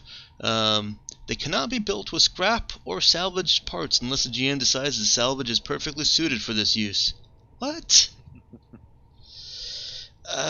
There are some questions I have about the building custom equipment. I think that's intended to actually be a credit cost and not a cost in scrap. Yeah, it that usually makes sense. is. Yeah. But that doesn't really make sense for, I'm out in space, I want to build this thing. Well, you just happen to have the right amount of credits worth of stuff to build it, I guess.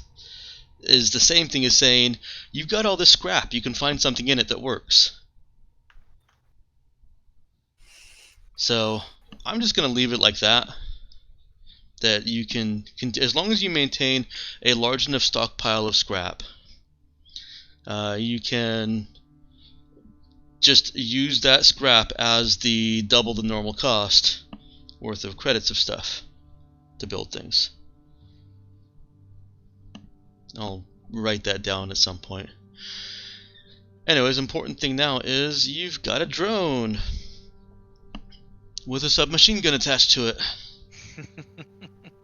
What could possibly go wrong? Right. In all fairness, that thing shoots with a +6. Colleen is now combat capable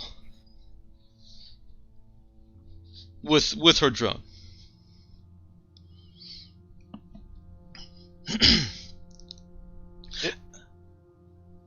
I was just reading the jury-rigged thing. The jury-rigged costs $1/4. If the tech has access to scrap or salvage, they can assemble it at no cost. That doesn't make any sense. Right, that's where I've got questions, and that's why I really think that he means that just to be a credit cost. Like, you're going to a store and buying the parts you need. Well, I think that's actually where it comes in, where you can actually, where you have spare parts explicitly listed. Yeah, but spare parts are the equivalent of scrap.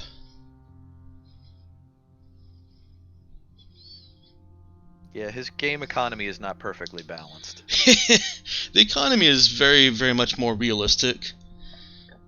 And realistic economies are never going to be balanced in a video game.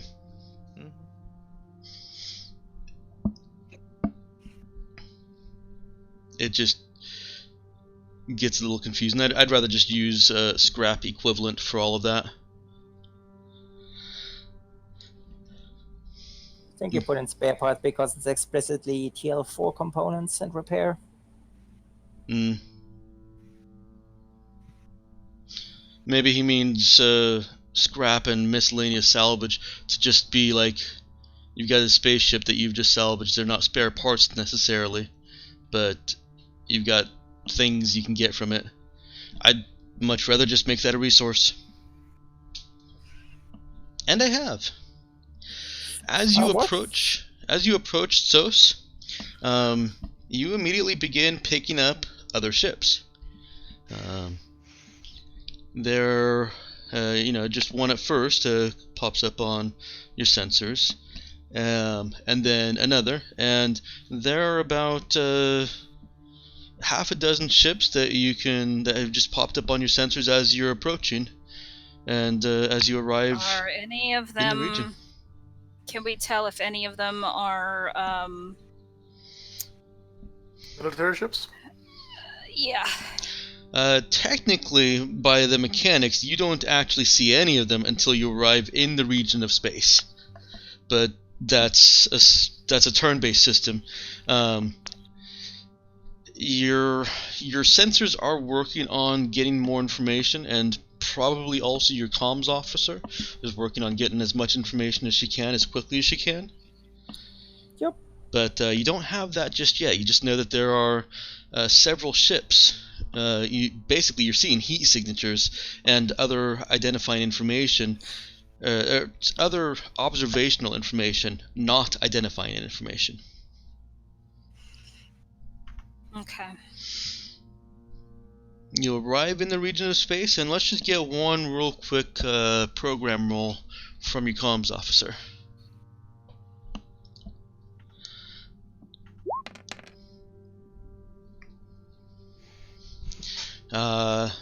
Quickly scanning through the ships that you see, you do not see any of them that appear to be Galactic Mandate.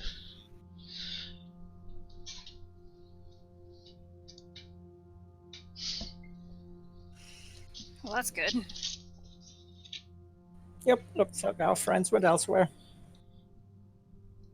Or just aren't here yet. Or they're hiding really well. Oh, remember, you don't know what you rolled for that. I'm gonna. It's true.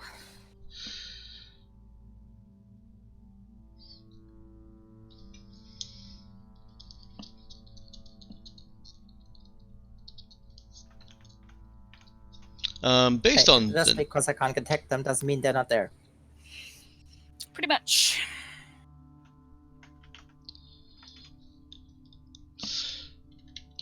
the ships you see, don't look like military vessels,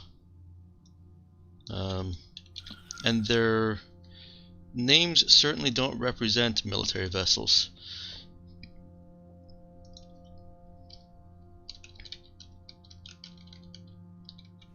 Hang on real quick.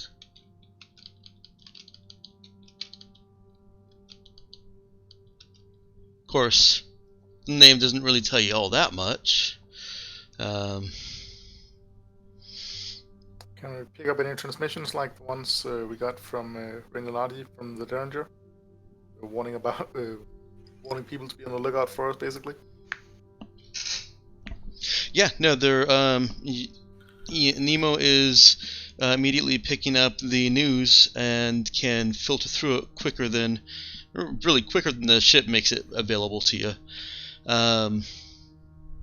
And you don't see any kind of warnings about your ship or crew. About us? Mm-hmm. Okay, that's good. You get updated rudders for gun again.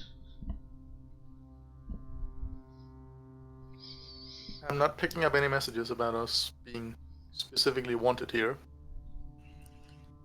Well, that's good. Maybe this is one of the places that the Mandate doesn't need to visit often.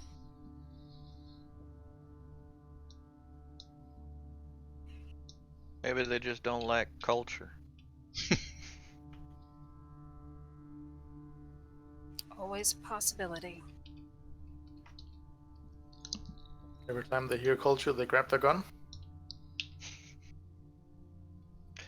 Probably doesn't make them very popular.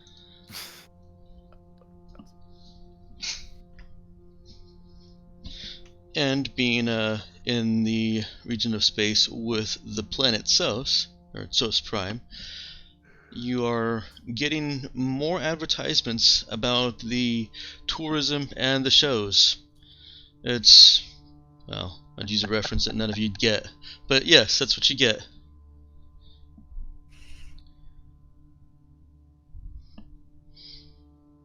So we're moving into the part of the internet that has more pop-up ads.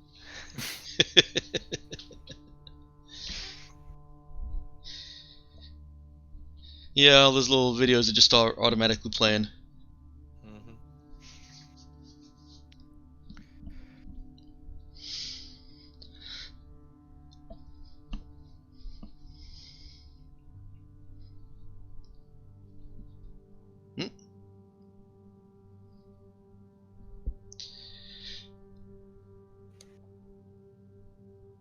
The ships that are scattered around Sos, as Colin continues trying to identify them, they look like they're here for the reasons expected.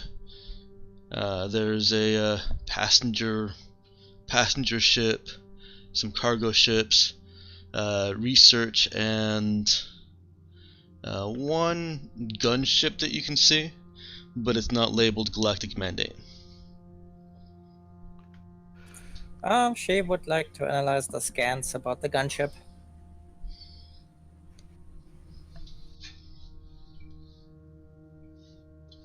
Alright.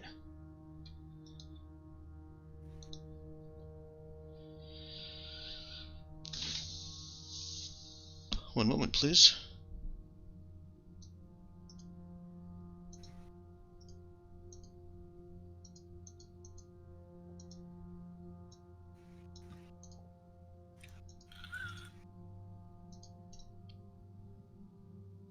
I need to go check on our air conditioner because it is really hot in here right now. We're back.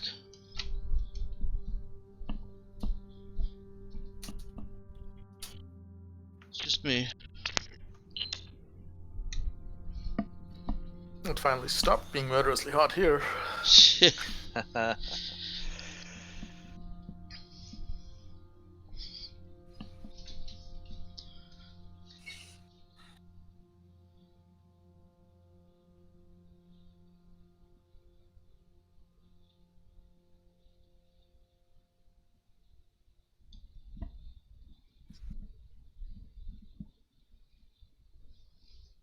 Okay. Alright, let's go ahead and get a roll for scanning that starship, unless you want some of the basic information first. Yes. Okay, what are you looking for? I mean, the basic information is hull type, office weaponry, registered ID code. The whole type, it's a frigate. Obvious weaponry, you can see a bank of plasma beams and mag spike arrays. They are not in any way hidden. And registered ID code is Swift. Just the word Swift.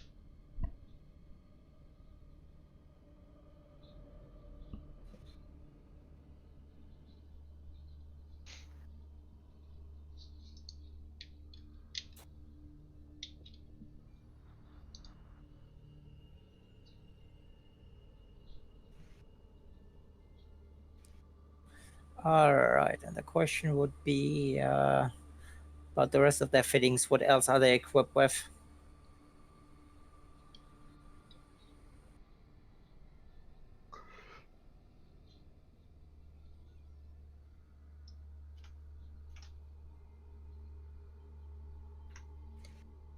Hang on real quick.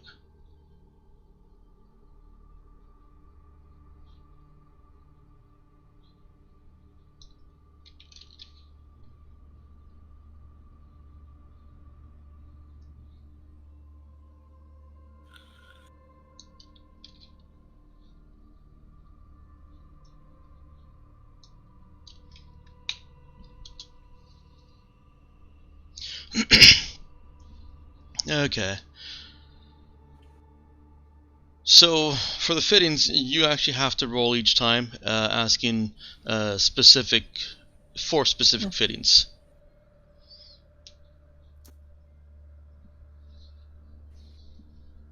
Specific is, and do they have it? Yeah, pretty much. You have Okay. you So have it's to. go fish. Yeah, it is. Do you have any guns? No, that's too general. You got to be more specific than that. That'd be like asking, "Do you have any hearts?" You can't do that. Do you have a 3 of hearts? But if we ask if they have the right sort of gun, do they have to give it to us? They have to give you the information.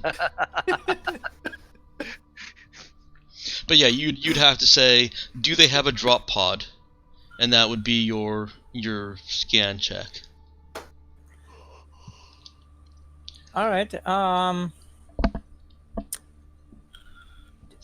How specific do I has to be? As in, can I just say, "Hey, I want to know what their spike drive rating is," or do I have to say, "Do they have spike drive 2? Do they have 3? Do they have 4? Do they have 5? Do they have 6?" Well, because it's funny. No, you can ask what rating is their spike drive. Yes. What rating is the spike drive? Spike drive is rating 2. Yay! And I didn't even have to roll for it. Oh, roll. I just kind of assumed that you made it, I think.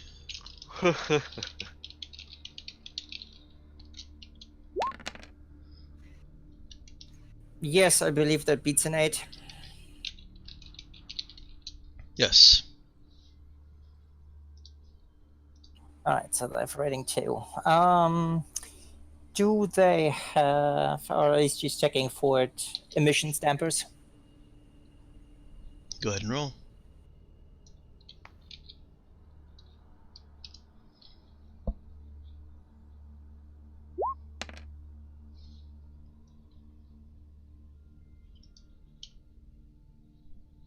Yep, that's a 9. They do not have emissions dampers. She's able to conclusively confirm they do not have them, not just she can't find them.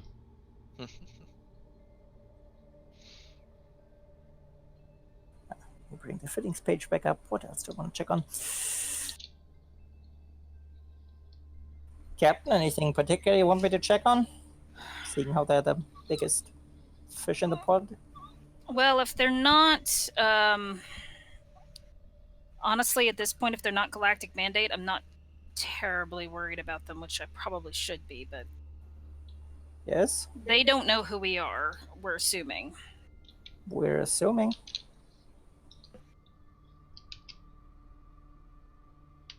And over here, I mean, they're faster than us. I can confirm that. They may just be a patrol ship. Or a pirate or mercenary ship. Fellow mercenaries, just what we need.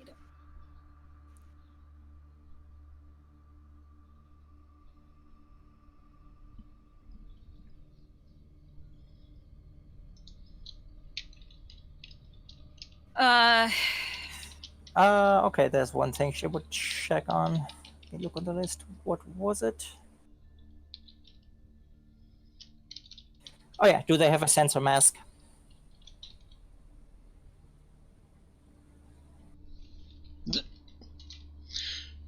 I mean, it's kind of funny that you can scan for that, but it does make sense because the sensor mask is supposed to be long distance. Go ahead and roll.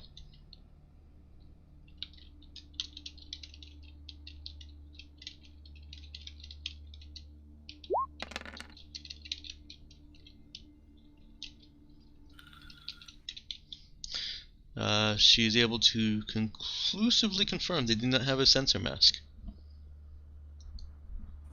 Well, at least they appear to be who they are. That's one of the ones that I However, would say look at she's that. able to conclusively confirm they're not using a sensor mask.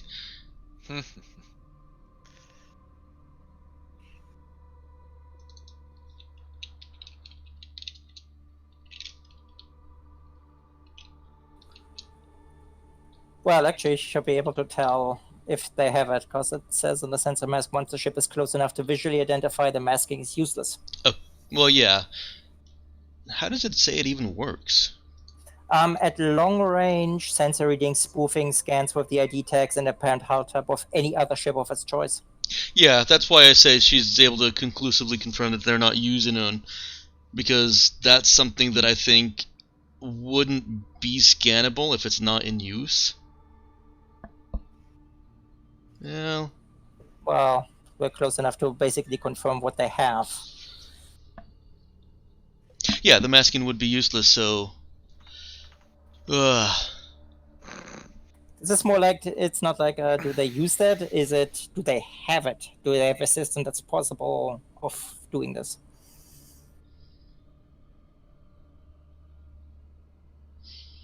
I get what you're saying, and I'm... mechanically, yes, you're absolutely correct. Non-mechanically, I'm like... That wouldn't even be detectable unless it's in use. Unless you can actually get into the coding of the ship, and at that point, you should have a lot more access than the mechanics allow you to. But in any case, I'm not too worried about it. They do not have it. Okay.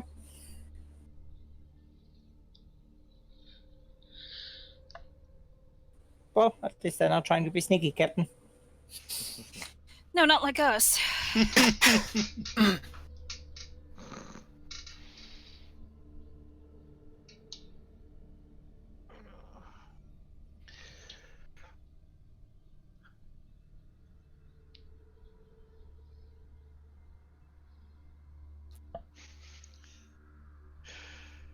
Which begs the question, does Colleen detect anyone getting a detection log on our ship?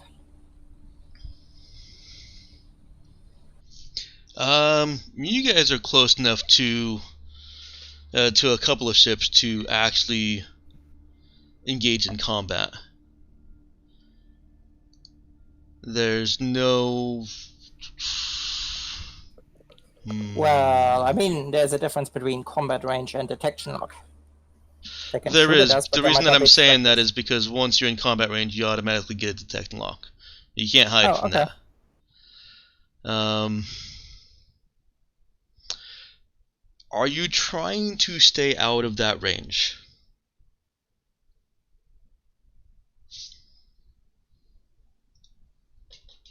No.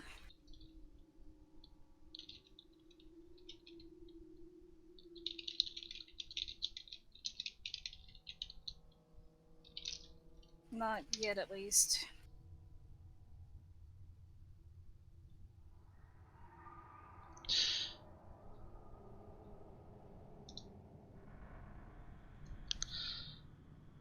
Okay, so I just had to do a quick number check. Satellites and other orbiting bodies are far enough from the surface of a planet that you could still be hidden and not within combat range of any of these ships, because the density is not so great that you couldn't find somewhere to plant yourself. So if you guys want to remain hidden, you can. If you're going to be approaching and trying to see about landing on the planet, then you'll probably have to get close enough to one of them that they'll be able to just see you.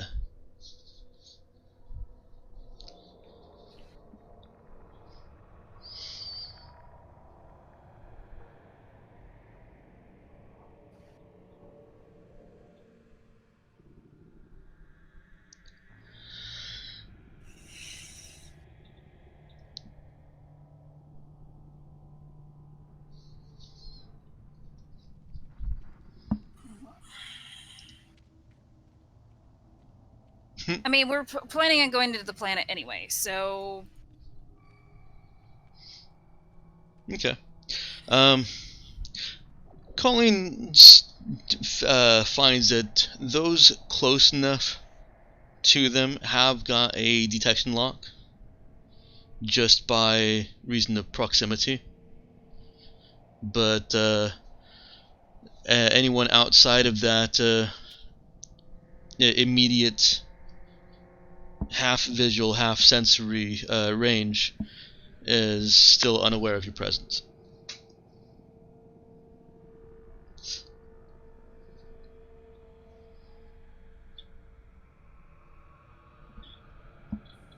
Alrighty.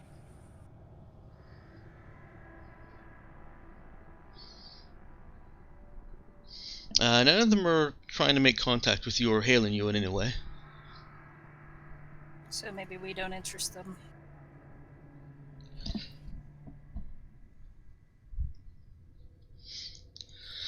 And as you're getting closer to the planet does get a detection lock on you. Well, the planet's control centers. And you are hailed by the planet, or by the control center, which has the ID tags of culture. Answer the hail. Yep. Go for green. Hoi hoi.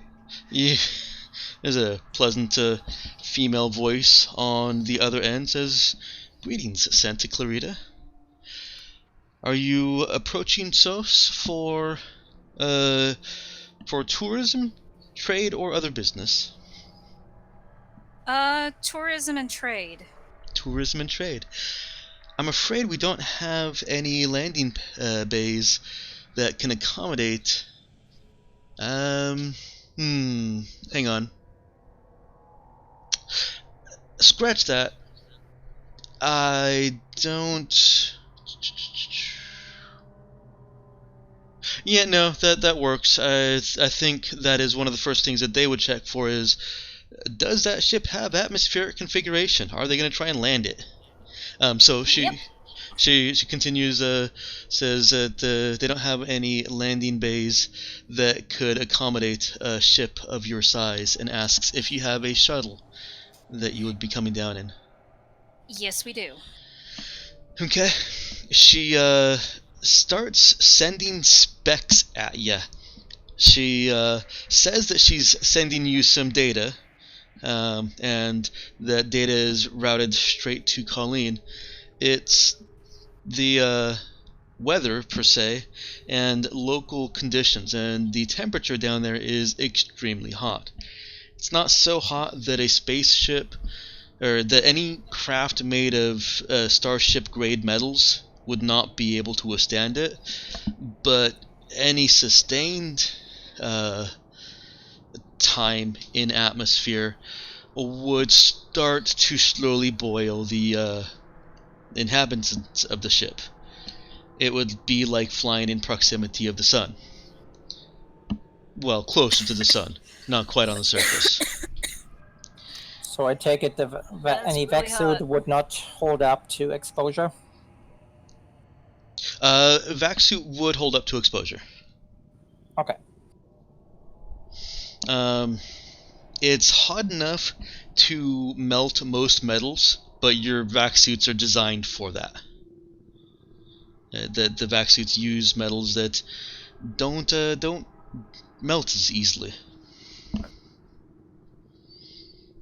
Actually, close proximity to the sun is hotter than the surface of the sun.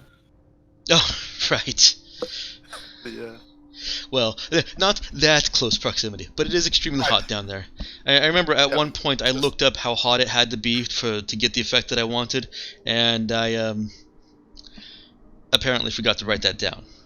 It's just a weird quirk that the area just before the surface of the sun is actually hotter than the actual surface. Yeah, no, I think that makes some sense in my limited understanding of the cosmos.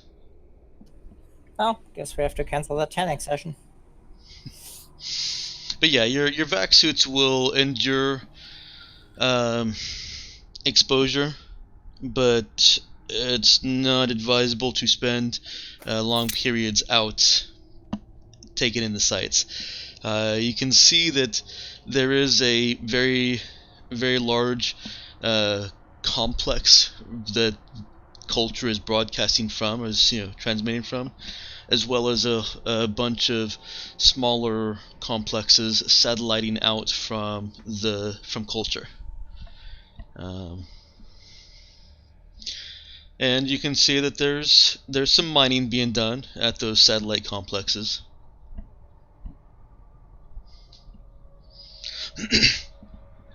So the specs that she gives, your shuttle can withstand that. Like I said, any starship built with starship grade metals will be able to withstand this. The lattice around your shuttle will probably not withstand it.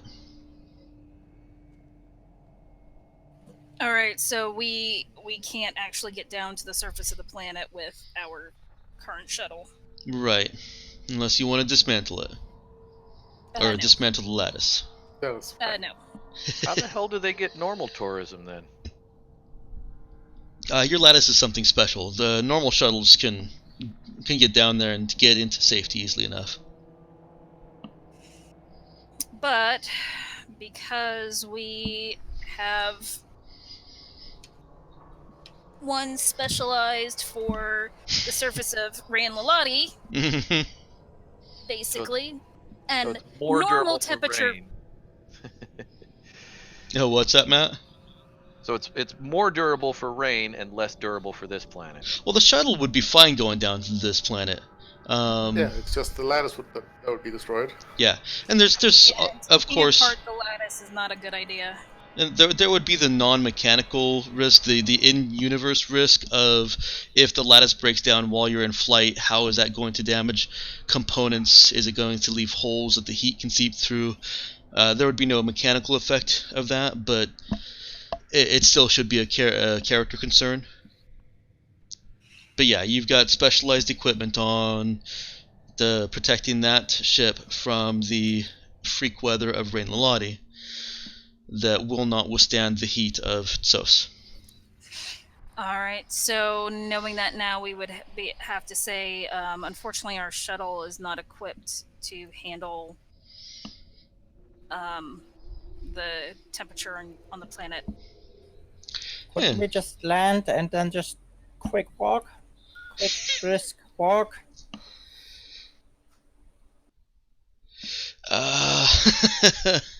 Shoo.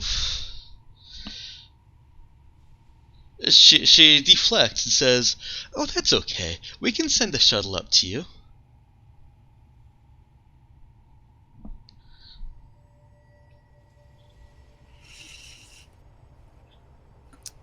Cap will take a moment and look at her crew. Well, we all know how well that worked the last time. Someone sent a shuttle. I mean, we got a shuttle.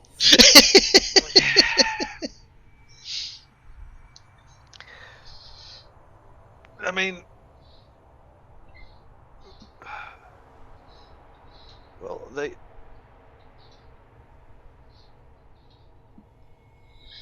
either they're all completely on the level and this is a tourism planet and they want as many people down there as possible, or it's a giant honey trap. I mean, what are the odds of that? There seems to be a lot of in-system traffic. I mean, if they were, Doing bad things to people? I was gonna say, I was trying to come up with a metaphor that was like eating people and eating ships with like Venus flytrap kind of thing, but it didn't really come together in my head. Well, I guess I'll pack my backpack.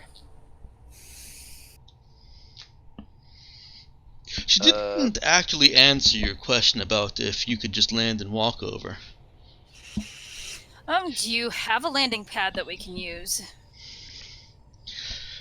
She asks you to hold on a moment while she clears with, basically supervisor, and comes back online shortly after that and says that the ground nearest, near culture is certainly structurally stable enough that a ship of your size could land, but it would be highly inadvisable to leave the ship there. And if you didn't want to have a shuttle come up and take you down, then we could send a car out, effectively, to bring you in. We can... Cap will have, mute the comms for a second, look at the others, and go, we can have Clark land the ship, take us down, have him pick us up, and he can leave and come back if we need him. Clark and Tom. It would put us in an awkward situation in case he needs to leave the system in a hurry. For instance, if the Derringer was to show up. That, and if we send the ship away, then we might as well take the shuttle. I mean, their shuttle. Same situation.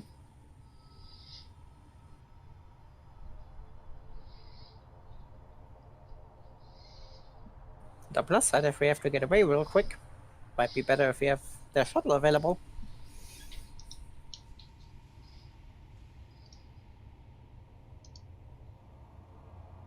Yeah. You're gonna steal another shuttle? Not Only if we have to. Just a note.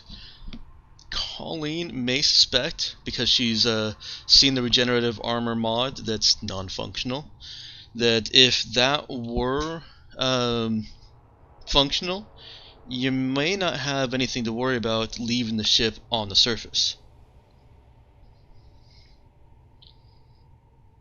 But it's not functional. Nope.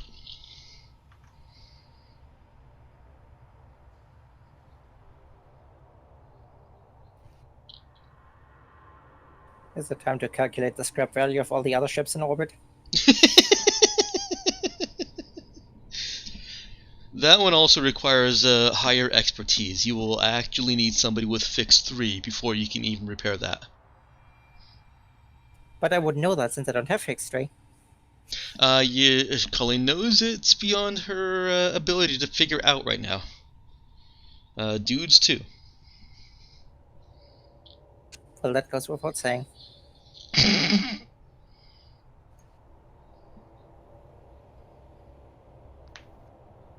Well, I guess let's take the shuttle. Okay. I said, I'll pack my backpack. Seems like the wisest course of action. Did we ask them if we could come armed?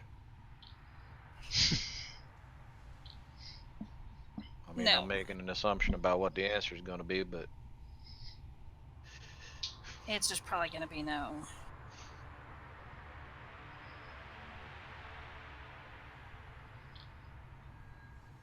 You have Nemo. You're always armed. Yep. Also, unlike Grimwald, our arms haven't been shot off, so we're also armed. Oh, that's great. How did a fox bite my foot off? Yes, I had that. Why is he so slow? Oh, he lost a leg. Yep.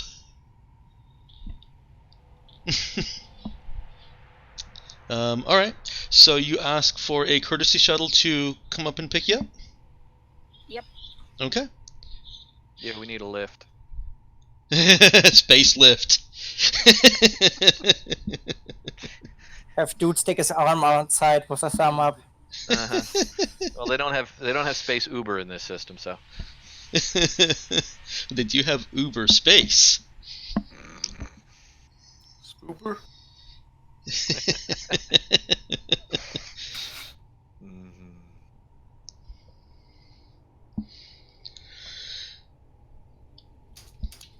It takes a little bit, but a cargo lighter actually comes up, and as long as you all authorize it and everything, is able to dock with your airlocks. Mm-hmm. Cargo lighter could carry 200 tons of stuff if you got 200 tons of stuff you want to bring, but since you don't for now, that's just kind of a future thought. The pilot is a well-dressed and groomed young man. He looks back at you guys, a pleasant smile, says, Don't worry about what you see as we go in. It looks scarier than it is. Just don't go outside without a suit." Given what we saw from the readings, I don't think we want to go outside without a suit. No. Hey, at least your atmosphere doesn't explode. Oh, you haven't seen anything yet. He actually seems pretty giddy that Colleen would mention that. Like he's you know when you've seen a movie and it's a great movie and your friend's about to watch it, that's the giddy expression that he has. Considering the temperature, it's likely that there will be some combustion involved. Oh, there is. Just wait for a show. Get yourself a good seat. And if you can, take one of the tour lines. They're fantastic. And starts down towards the planet as you guys, after you guys are all in, buckled and situated.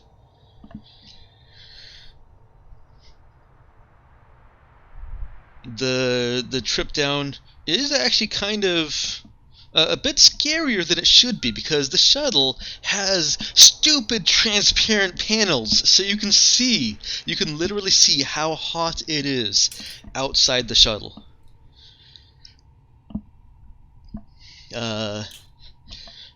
That appears to be the only thing going on, at least you're not being struck by lightning, but you do see what looks like lightning arcing in the distance, kind of making strange patterns. It's not arcing like lightning should, just going from one point to another. It's either being juggled or twirled or spun, or something's going on with it. And does anyone have notice one? All right. I have noticed 0. Better Here. than -1, but Does your notice 0 give you a passive of +1? I have a notice 1. You have notice 1, just straight up notice 1? Yep. Okay. Cap can tell he's actually angling the shuttle so that you can see that display of odd lightning through those transparent panels. He's showing off. Question: when you mean passive, you mean with bonuses from skill? Yeah, skill and wisdom. Okay, wisdom. Okay, I was gonna say, because if it's ink, then absolutely. Nah, I was gonna say, I got a +1 modifier on wisdom, so I guess that would technically give me a 1 notice. Mm-hmm. Yeah. Yeah. Dude kind of gets that sense also. Cap can tell just because she's got the straight up notice at 1. Dude is getting that impression.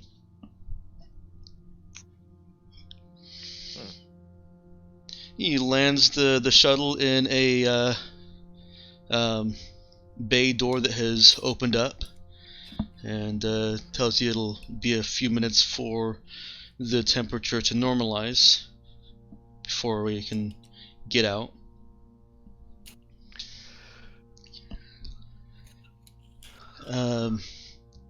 Along the short journey, he actually, if anybody is interested, is authorized to send some data and information, well, mostly touristy information, on the planet and its inhabitants to any data pads, or to display a selected topic on a short video on screen. You can have in-flight entertainment. Well, dude Brilliant, would but totally get into initiate it.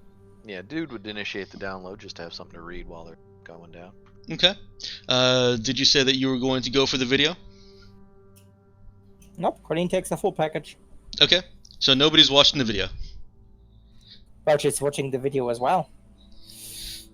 Taking it all. I was gonna say, you didn't make the video, did you, Mike? Is that why you're asking? No. No, I did not. It was a dark and stormy night. Wait, wrong planet. Well, if nobody's asking for a specific video, then he's just showing some snippets of the culture aspect of this planet. Apparently, it is the light show that you're seeing outside the window. Some of the things that they're basically tourism brochures, not a whole lot of data. It's just tourism brochures with a couple of additional moving videos. And a little bit of information about the native species. Best they can figure out, it is a psionic core, an intangible psychic core manipulating the nearby energy in with. Hang on. Let me go back to my actual notes here.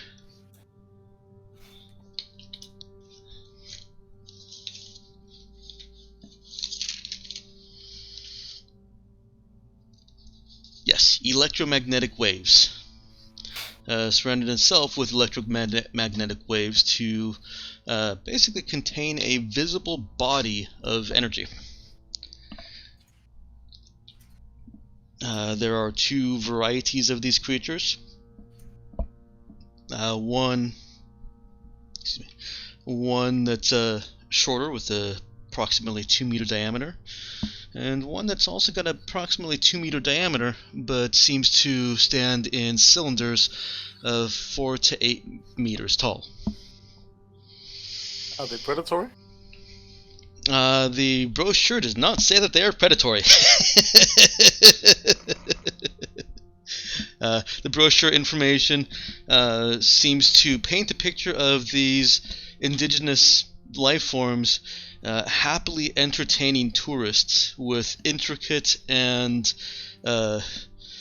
tear-jerking performances. There are philosophical discussions, there are a few quotes about how it made somebody's life better.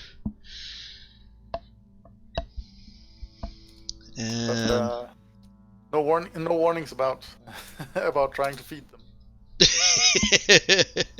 There are plenty of warnings about not going outside of Yes. protected structures.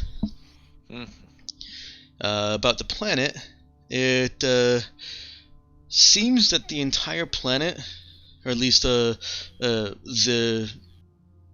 mineral structure of the planet, the structure of the minerals on the planet and such, are such that there is almost no thermal conductivity.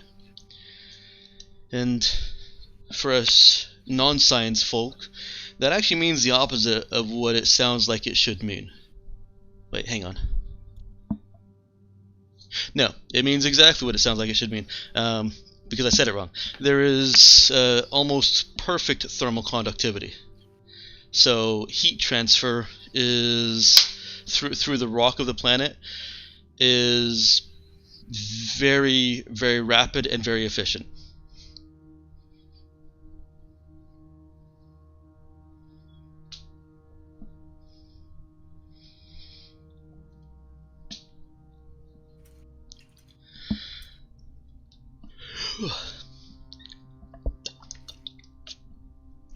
You get down, sorry, you're already on the surface. The temperature normalizes, and your shuttle guide steps out,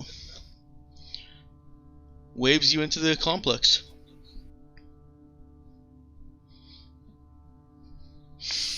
Alright, head in. What you could see of it from the shuttle, not entirely unlike the Monin complex, except it's more connected. It's all one large blobular complex of some kind of ceramic looking material. With fewer orbital defensive emplacements. Yeah, I'm just talking about the city itself. Right. It's all entirely covered, for reasons. Oh, I need to stop walking around. Well, good news. I got the professor to enroll for Hold on 1 second. Nick Okay. doesn't realize I don't have push to talk. I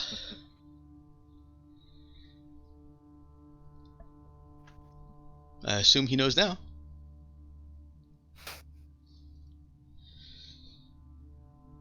It is really hot in my room.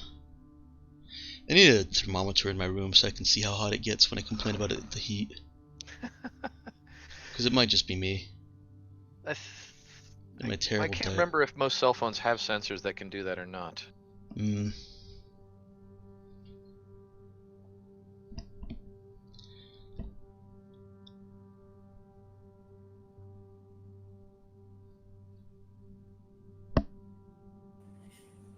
Sorry, good news regarding my classes. I was momentarily distracted, had to write some emails. That's fine. Ah.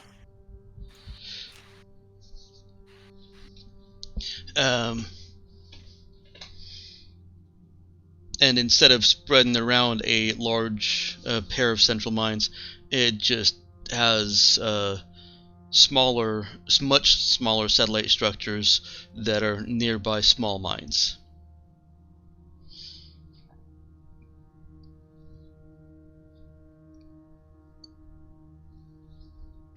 Your tour guide tells you that, your shuttle guide, that culture is just one of a handful of cities across Tsos, all with a similar structure, but culture is the primary tourism city. The others are for miners and mining families.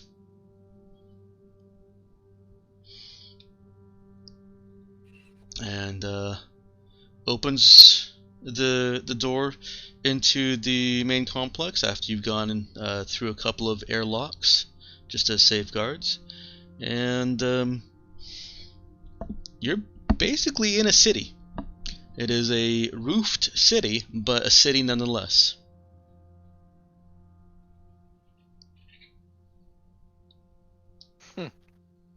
So we're in the Vegas strip mall with the roof? I would say it's bigger than that. Well, yes. And with the difference that while the rest of Nevada might not be that interesting, at least it won't kill you on the spot if you go outside. Right. Depends on the parts of Nevada. If Nevada was in Australia. You didn't Or say in the there was Death Valley. poisonous. You didn't say there was poisonous animals on this planet, Mike. No, just really, really hot burning animals, so basically the same thing, just quicker. So California. Yeah. There are plenty of burning animals here. And you really should worry more about the venomous animals. No. The I poisonous eat my animals, animals. You just have to avoid Yes. biting. Mm-hmm. I always bite things that try to bite me. It's human nature. It's an eye for an eye, except biting. Right. And since my teeth are bigger than a small portion of the animals on the planet. You'll get the better of that exchange. Yes. That rattlesnake may have my neck, but I got his entire body. How is it that Gandhi quote goes? Eye for an eye leaves the whole world blind. But a bite for a bite feeds the whole world. I'm sure that was the other part of his quote. Mm-hmm. Pretty sure he was. Actually, I know he was a vegetarian. So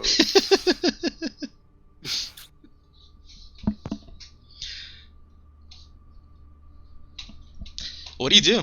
You've got guided hallways leading you to different sections. There's hotels, effectively. Temporary accommodations. There are shops. There are, touristy stuff. And people walking all around. I might have missed it because I was busy at the time. Did they like full body cavity searches? No, they did not. there was Okay. exactly zero security. There was exactly zero security. You do see security walking around. I was going to say that we saw. I'd assume like a basic level of sensor scans went over us just to make sure we're not walking in with guns. You did have to go through several airlocks. Mm-hmm. Yeah, I think the technology level is high enough that we can assume we got fully scanned.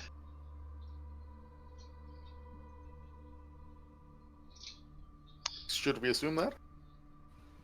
Well, that's the question. That's why I'm asking Mike. Were we scanned?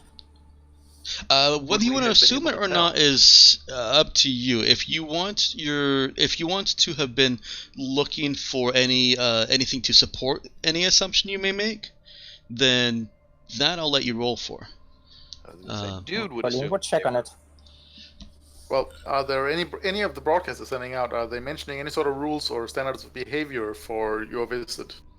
Oh yeah, that's actually a really good point. Yes. List of prohibited items, that sort of thing. That is also included in one of the brochures, as well as played on, let's say, a video in one of the airlocks as it was passing you through. In fact, it's just kind of a running video as you're going through the airlocks. The rules of culture. And remove all liquids and place them in plastic bags. actually, a lot of them are seem to be for your personal safety. Don't go outside. Don't taunt the residents, the natives, native indigenous life forms, or native life forms. The harmless ones. Yeah, don't taunt the harmless native life forms. Do not taunt Happy Fun Ball. I mean, monkeys are cute and happy, but if you throw things at them. Monkeys are also way stronger than we think. Like you go, oh, he's cute and tiny. Oh, Jesus, he's ripping parts of me off. But yeah, it does also include rules about weapons.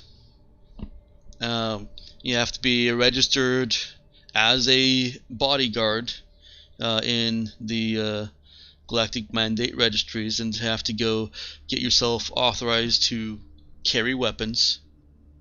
You have to be authorized as someone who can carry weapons, whether that's as a bodyguard or as certain galactic mandate approved mercenaries, or being galactic mandate.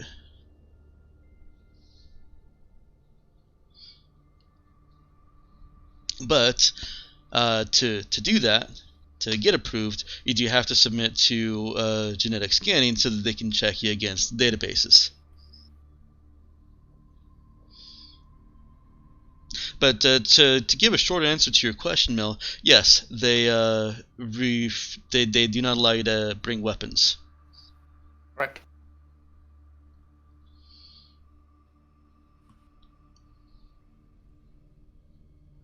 There's a very touristy feel to the people walking around too. It's like you've paid admission and entered a theme park or a zoo. That's the kind of people that are walking around.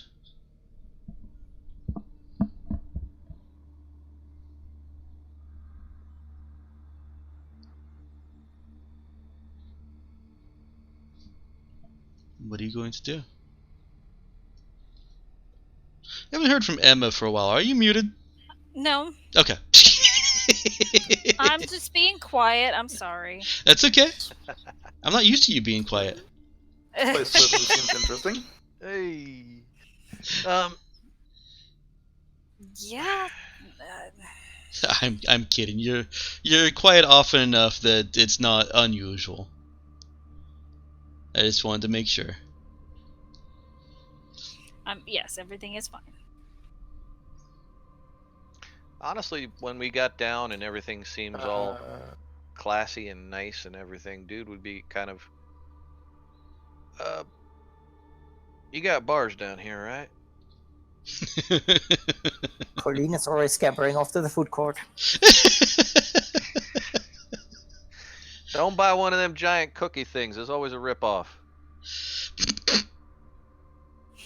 Giant cookie things? Food court joke. I love those giant cookie things.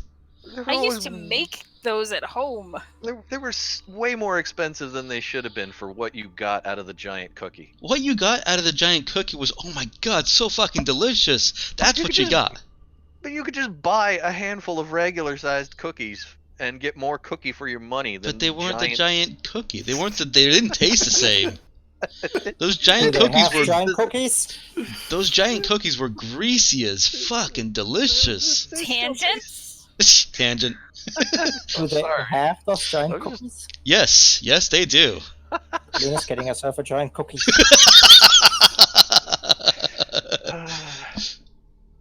Presumably they also got humorous T-shirts like "I got burned on So's." Yes. I got burned on toast, and all that was left was this lousy T-shirt. Yeah, I was gonna say my family unit went to SOS, and all I got was this stupid T-shirt. Yeah, they even have that in vac suit. So you can have a vac suit that says that the vac suit was all that was left. Mm-hmm.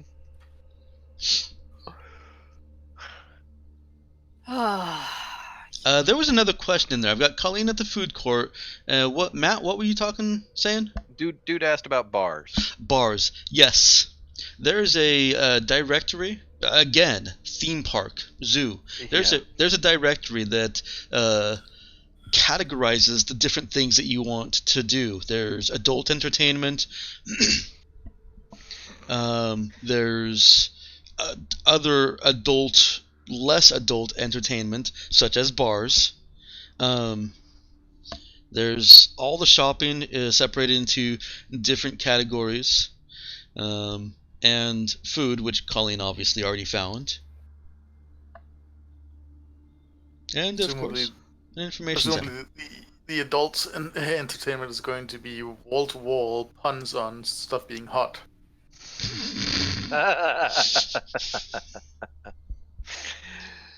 Well, it is now.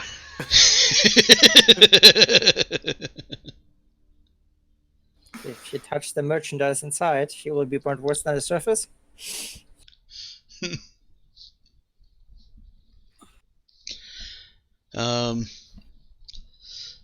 The brochure didn't actually mention anything about the adult entertainment for some reason.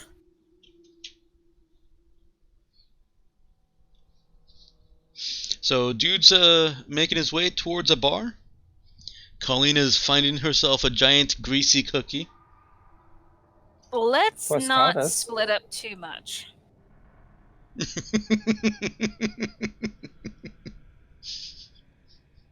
Does Cap get that out before the splitting up Yes, happens? as people start to go to start to move off. No more, what Captain? Talking with a mouthful. Giant cookie. I think Cap actually wanted to say this before Colleen got far enough to buy the giant cookie. Yes. Colleen might have been faster.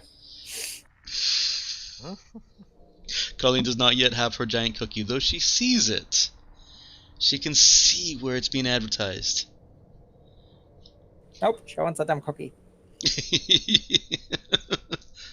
Sounds like Colleen is still making her way towards that food court.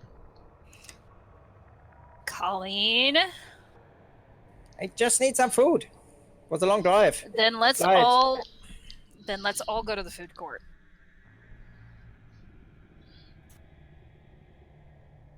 I do not want us splitting up at this point. Alright. Dude was kind of like, well, alright. I guess I should eat first. The great thing for Dude is that there's beer available at the food court. So it's a California food court. There you go. It's an airport food court. Airport slash, tourist area. Well, I was gonna say if it's an Is that airport food unusual? court, then they got more than just beer. Oh yeah, they do. There are plenty of states in America where alcohol cannot be served outside of places where you can only get alcohol. So, like where I'm from originally in Maryland, you didn't find beer anywhere other than restaurants with a liquor license or liquor stores. Okay. And I'm pretty sure So airports pretty much everywhere have the Oh, ability yeah. to sell. So, Yeah, And they Luckily, theme parks. mankind has evolved. yes.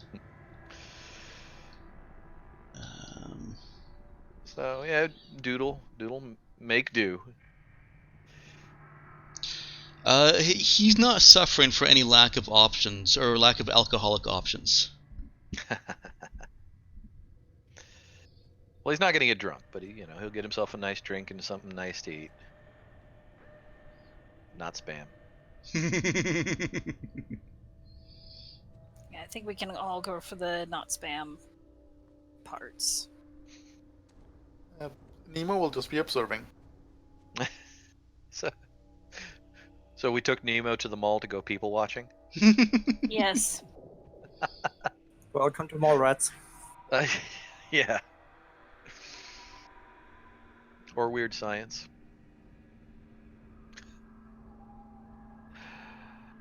If we're doing weird science, then I'm feeling cheated out of my godlike powers.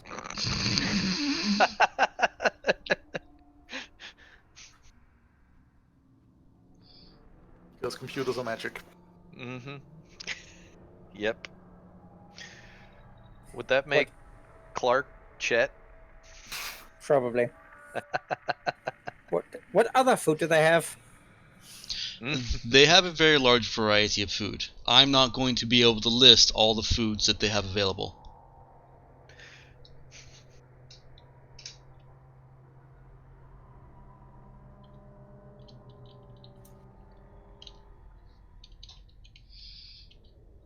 What is Colleen looking for? Well, she needs some salad, she needs a burger, she needs some fries, ice cream.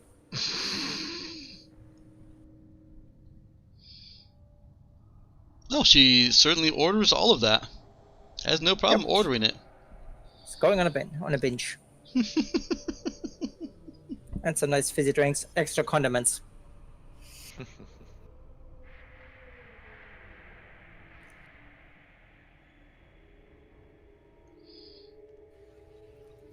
I'm looking for something in the book that I'm not finding. Where the hell did they put that?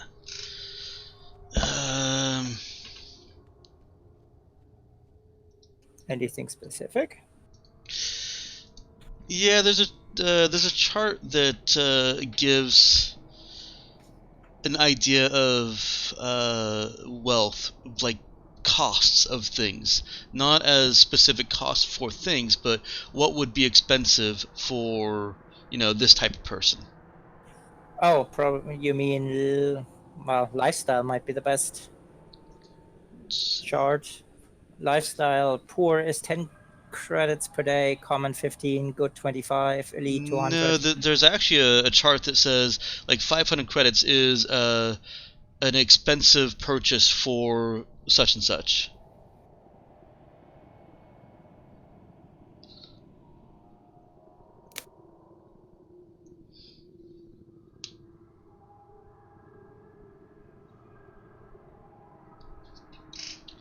I mean, lifestyles might still be it because good lifestyle says ability to indulge in minor expenses such as restaurants or clubs without concern. No, I know that's not the chart. I mean, I'll go to the page and look at it, but I'm 99.8% positive this is not the chart I'm looking for.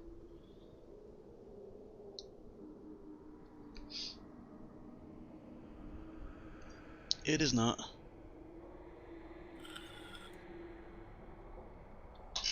I can't even think of how to do a search for it because the indexes was not great.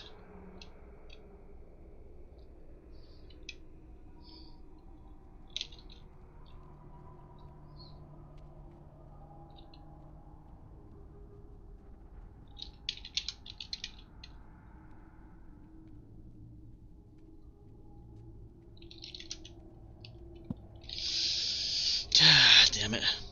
Pretty sure it was in the NPCs or the adventure creating section.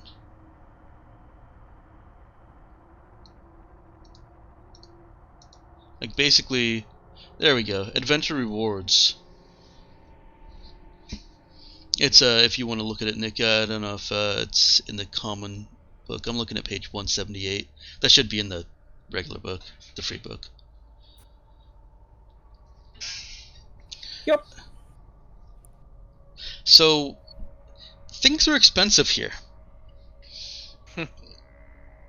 Not surprising, it is a tourist trap. It is. It is in fact a literal trap in the sense that you can't go outside.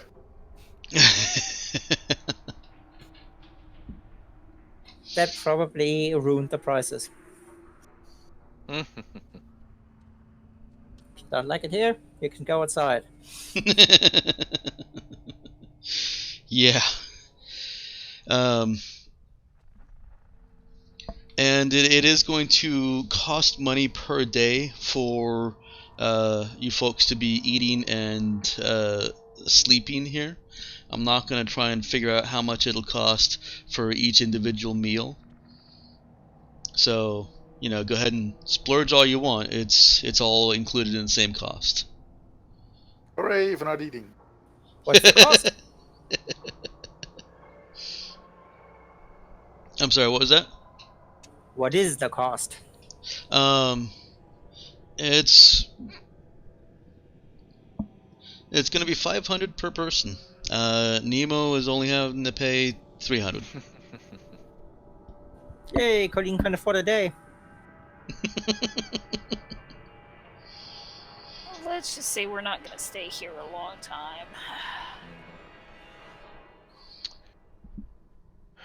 Well, So that's 15, 18. Yeah, so Cap, Colleen, dude, that's 1,500. Mm-hmm. 1,800? 1,800. Alright, I will subtract that. You can get longer, cheaper accommodations for a longer period, longer leases, but the cost of food and other miscellaneous expenses doesn't go down too much. There are, however, job opportunities. Not mercenary job opportunities, food court job opportunities, Hooray. retail job opportunities, Uh-huh. make manager in just 6 months kind of opportunities. Mm-hmm. Don't piss off the natives kind of job opportunities. Be a part of a growing tourism community and be set for life. Uh-huh. Vote- Yeah, we're not. I Voted don't want to get a best job. workplace on SOS. Wait, I missed. What'd you say?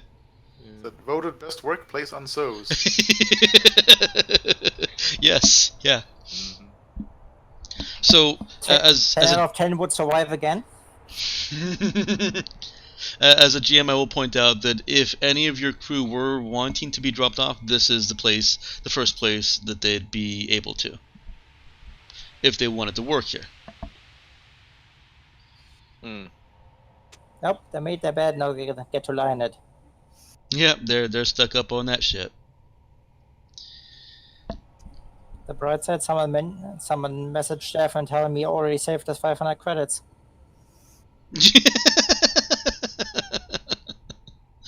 Yes, he did.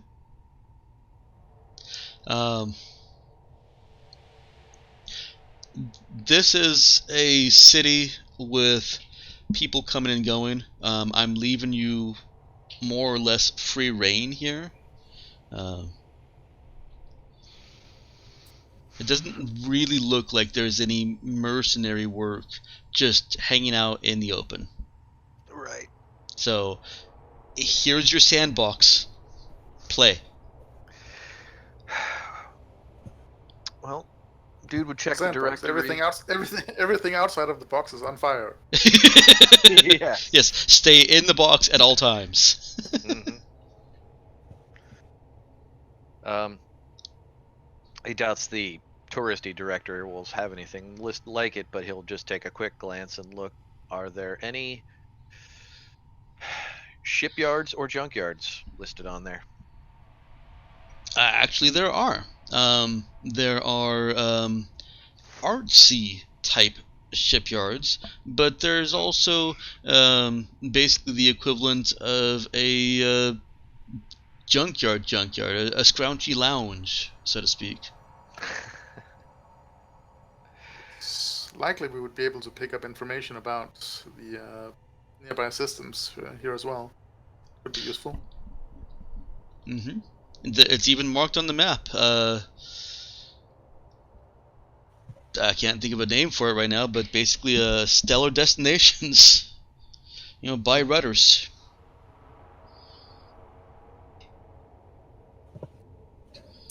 Wouldn't be such a bad idea.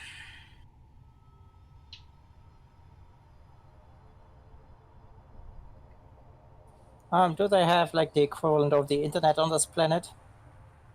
Yes, there is a strong connection, Wi-Fi, or strong Wi-Fi connection. As soon as you entered the complex, the electromagnetics and the heat outside may have been interfering with external, but once inside, you're immediately able to connect. You just have to authorize cookies and things and stuff. Pretty standard though. Nothing that looks like it's trying to be invasive. Okay, do they? Well, Colleen can certainly authorize it, but I would swear she has at least a pop-up blocker. Do they have like the equivalent of like an internet cafe or a lounge for people to kind of go through information, do things like that in a relaxed setting? Sure. All right, that's what Colleen's compass off to. Once she looks like she's pregnant with food. So she's splitting the party again, or is she dragging everyone with her? If you go anywhere else, you need to tell me. All right, I'm going somewhere else. No, other than the internet cafe. Oh, or whatever sure. it is.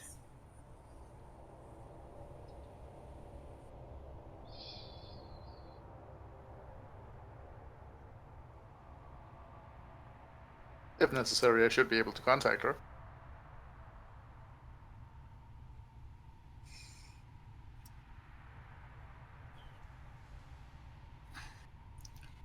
Yeah, I just want to know if anyone wanders off on their own, where they're going. I promise to stay inside.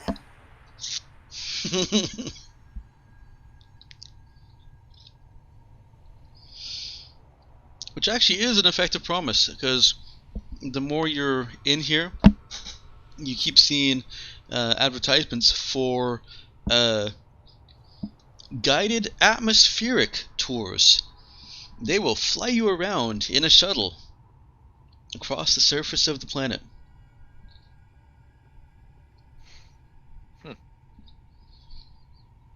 It seems very reminiscent of 20th century whale watching.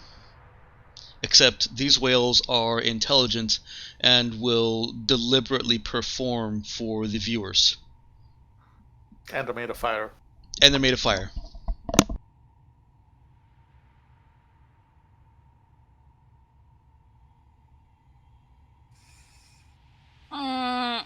No atmospheric tours. Not maybe later.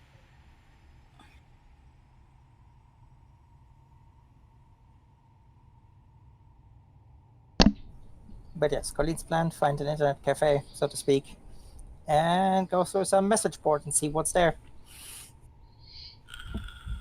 Okay. Colleen is off doing that. Is that it's likely we can find valuable information about other systems here, and presumably it would be one of the last places that anyone would look for us. Is Nemo referring to the same place that Colleen went, or to... No, to this place in general. Okay.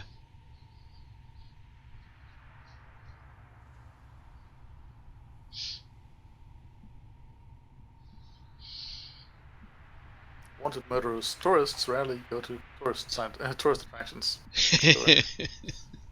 Wanted murderous terrorists rather go to Terrorist, tourist. The difference is so small. Hey, murdering is hard work, sometimes Tomato, you need tomato. nice. Yeah.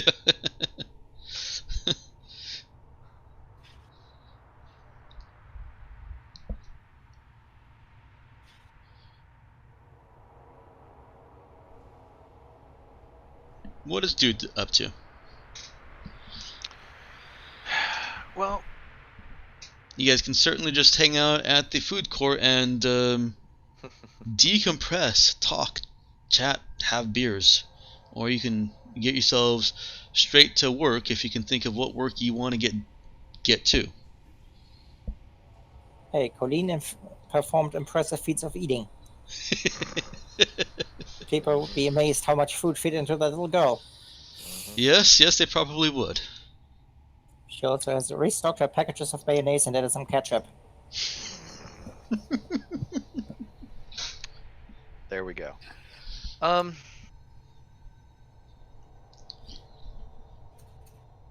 Is the classy shipyard at least close? Not particularly. The less touristy type things, the more like native type things, seem to be farther away from the tourism entrance for some reason. For some reason. Can't imagine why. But there are sections that are decidedly less touristy, as in where. Yeah, there are Or sections that are not listed. Like, you saw the city complex, the roofed city complex, as you were coming down on the shuttle, and even from your ship. And not all of that is marked off as there's shops here, there's hotels here, there's strip clubs here.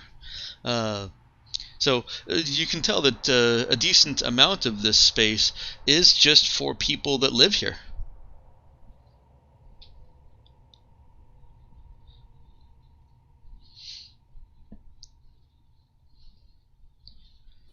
Now, is the brother advertisement as the second hottest spot on the planet? No, it's advertised as the hottest spot on the planet. These hookers will melt your skin off. And I will say that there are no actual brothels advertised. There are strip clubs. That makes it worse.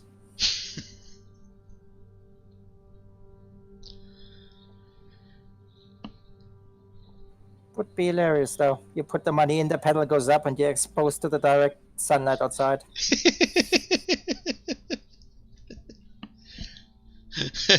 Interstellar. Wait, am I thinking the right movie? Maybe not. I don't know. Futurama suicide booth. Oh. Yeah.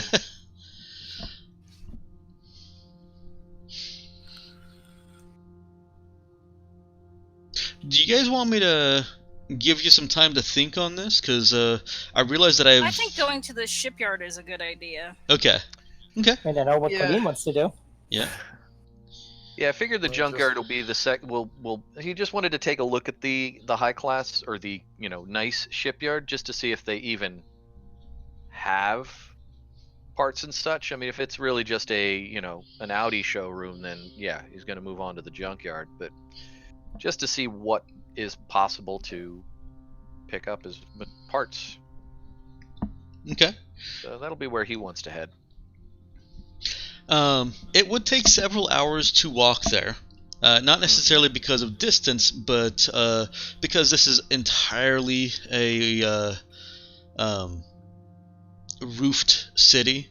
It's not the pathways from one place to another are not always quite as direct as they could be. Okay. However, you can also get a lift. I was going to say that they have a Yeah. local taxi system. Yeah, there's plenty of courtesy shuttle as well as faster paid shuttle service to get you to any part of the city.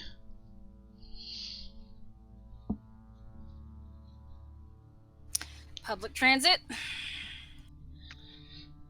Sounds good to me. All right.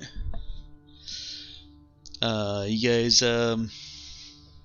Sorry, I should clarify. The free shuttle, the courtesy shuttle, is almost as fast as the paid shuttle, but it will only go to certain areas. It'll only take you to the shopping, or to the food, or to the touristy.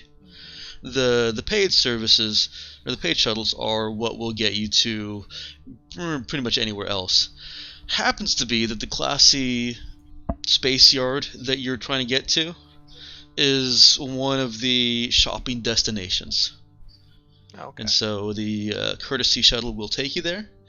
Doesn't take you too long, but it is more or less how you described. It is a showroom of atmosphere-capable shuttles that are kind of...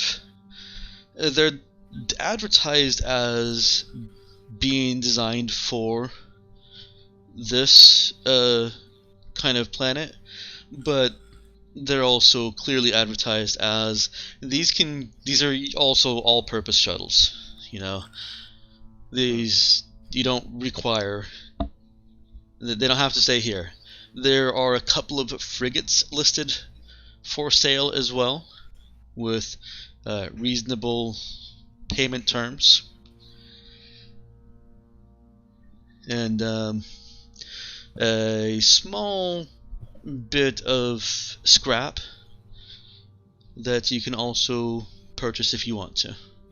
But it's much more for showing off shuttles and ships. Right. Only atmosphere capable? No, some of them are also spike drive equipped. Okay. When I say atmosphere capable, what I actually mean is the opposite of what you're thinking. These are configured for atmospheric flight.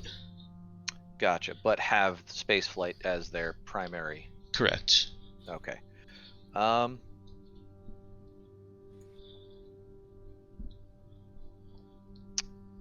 trying to pull it up, but I'm not seeing it. How many cargo bays have we got on the Raza? Or sorry, shuttle bays. Oh, you've got effectively two. You've got a converted cargo lighter bay that you've been using. Mm-hmm. Let's see. Is that where we've been parking the electric shuttle? Yes. The cargo lighter space is better suited to an actual cargo lighter, Mm-hmm. but you've been using it you converted it for your current shuttle just fine. You also have just a regular fighter bay. But could we fit a shuttle in?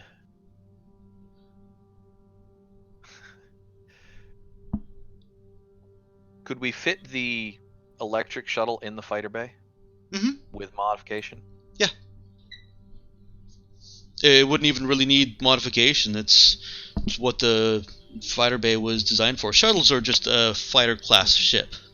Okay.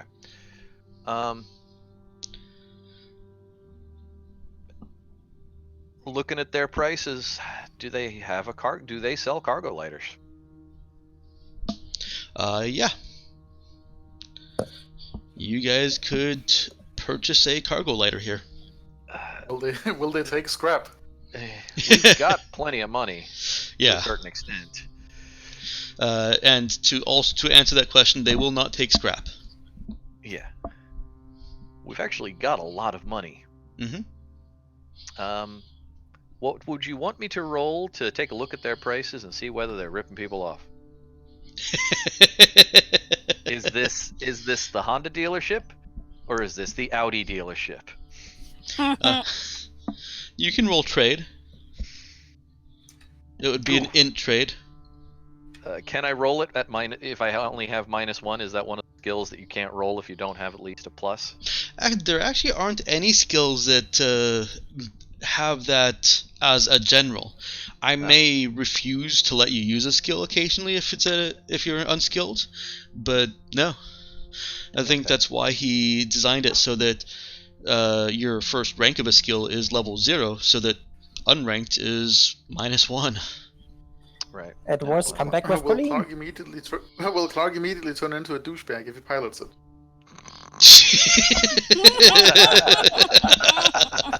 What are you saying, Mel? Having a midlife crisis. As Top Gear, does he turn into a cock immediately? Well, if he did, he would be a big black.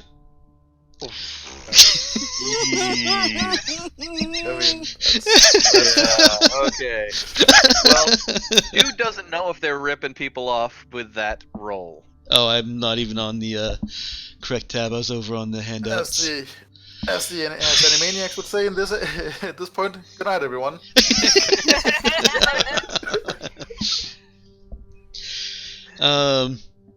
No, dude cannot tell if these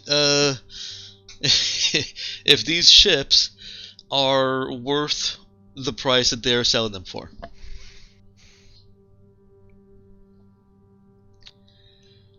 Now, as a player, what are they selling a cargo lighter for? You know, cargo lighters aren't supposed to be sold independently. Really? Yep. How do people get them? Not everything is a package deal. You install it on the ship. Well, you have to get it to install it. No, it is actually a ship fitting. The fitting comes with the cargo lighter. Well, yes, but if I fixed the cargo lighter fitting on the ship, I wouldn't get a cargo lighter. Maybe you would. Have you tried? No, because I wasn't going to spend 25,000 scrap on, hey, the fittings work. On the expectation that suddenly, oh shit, shuttle. How'd you do that? I don't know. Magic. I put in this. I tightened this last screw. I looked down. I looked up, and there was a fucking shuttle there. Like David Copperfield in reverse. It was hidden behind the screw all along. Either that, or David Copperfield made someone else's shuttle disappear. Yeah. So we're on the opposite side of the magic trick. Yep. But yes, you explicitly said that the cargo lighter fitting was there, but was missing the shuttle. Mm-hmm.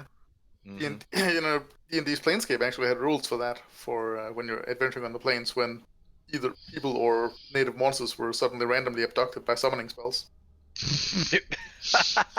Yeah, Right. I think I remember seeing that. Totally a hazard that happens when you're on the outer planes. You'll see a summoning spell zipping by and just grabbing. Bob and Ted the demon sitting there having a beer, and suddenly Ted, poof, shit. Not again. That should you could be actually, what. You could actually buy, because the at least in second ed, in Planescape setting, the summoning spells manifested as little crystals that zipped through the air and then struck whatever they were summoning, and you could actually buy specially constructed magical nets to capture them. Then you could throw them, and then you could release them at people you wanted to get summoned. So every summoned creature needs to have the same exact first mental thought that the bowl of petunias had in the Hitchhiker's Guide to the Galaxy. Yep. Not again.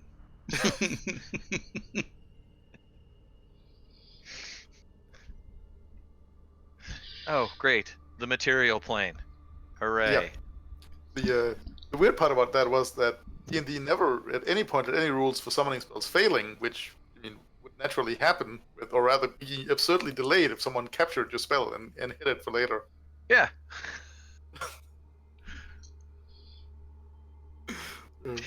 There should be a wizard somewhere being really annoyed that he just burned a high-level spell slot on his summon monster X and nothing happened. Yep. So what do you want to do about the lack of cargo lighter cost? It's one of those things that I don't think the author thought through, because the cost to add a cargo lighter ship fitting comes with a cargo shuttle. Comes with an orbit-to-surface cargo shuttle with no spike drive. That costs $25,000, no matter what size ship you install it on. Yeah. The ship bay for a fighter costs $200,000, no matter what ship size you put it on. So, really, I've probably been giving you an extra benefit that I shouldn't have been by letting that shuttle use the cargo lighter bay. But I think I was justifying that as I wanted to make sure you had the option to buy a fighter if you wanted to put a fighter there. For reasons of reasonability, just the economy of it, the cargo lighter bay that you've been using for your shuttle is not the best way to be doing your shuttle. The cargo lighter is it's better suited for carrying 200 tons of material to and from your ship, because the place where the cargo lighter is, it's actually right there by your cargo space, whereas the actual ship bay for the fighter is closer to where your armory is and where you actually want to go when you're getting into a shuttle to go down to a planet or to assault something. So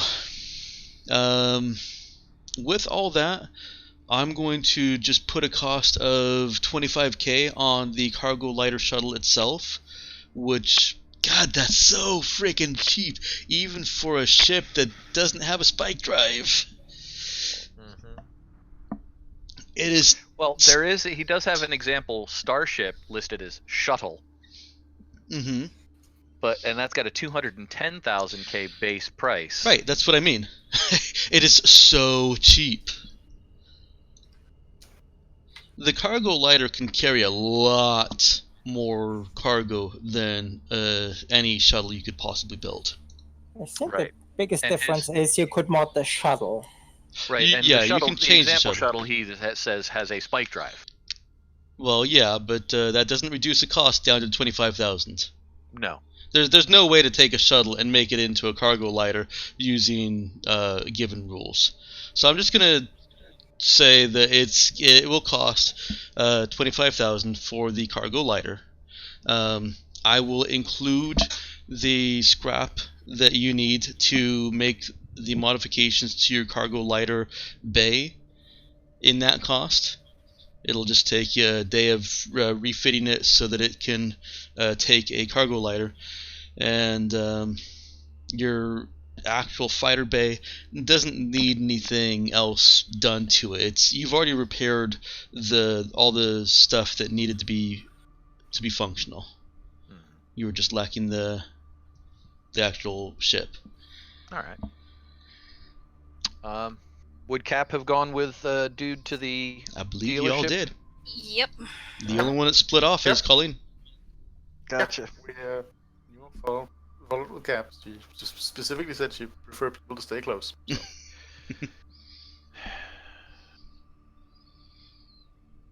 Okay. It could certainly be useful having an actual proper cargo ship. Yeah.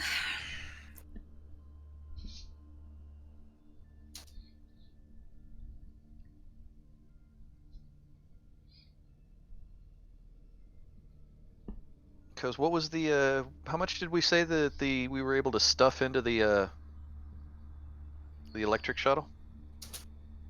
I believe I was. You actually should be able to look that up, but I think it was only 10 tons.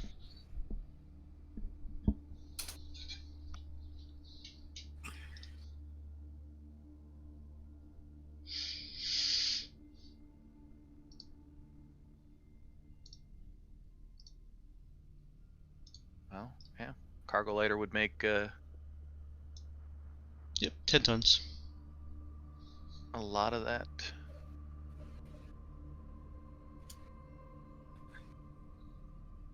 That would certainly make our scavenging a lot easier.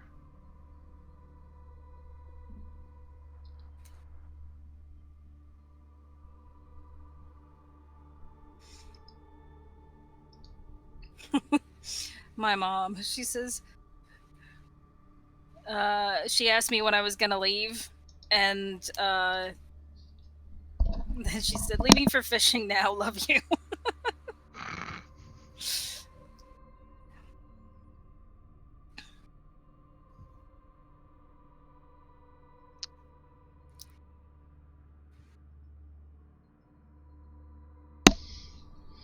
Well, it seems like a reasonable cost to me, Cat, but I mean, How much money do we have?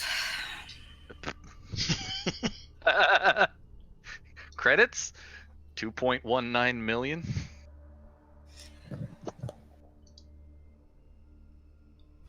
We made a lot of money on. Are we carrying them around in one credit? See, nobody pieces? told me. No. Nobody told me how much money we actually Oh. got. Wow. No. Yeah, we made out like bandits on Mona. Yeah. You We made got a lot of money on for the Mona. data. We got a lot of money. Okay. Hey, Colin got you more money. Keep Yep. in mind that money is still not enough to pay for maintenance. Yeah, I know. But still got like what, 6 months at least? 2. 5? Is it? Don't wait. Oh, It's right, due in 2. It won't start affecting you until 2 months after that. Right. So 4, if you want to stretch Right. it. Yeah. So we've got time, but we might as well spend the money and then try to make money, because if we just bank this money, we still won't have enough. So. Gotta spend money to make money. Ugh. Mm-hmm. But yes, Colleen got us even more money. Yeah, we got plenty of credits. We just need materials and work and a gun and memories. We're unlikely to find either weaponry or jobs in this part of the habitat, I fear. No, you ain't wrong about that.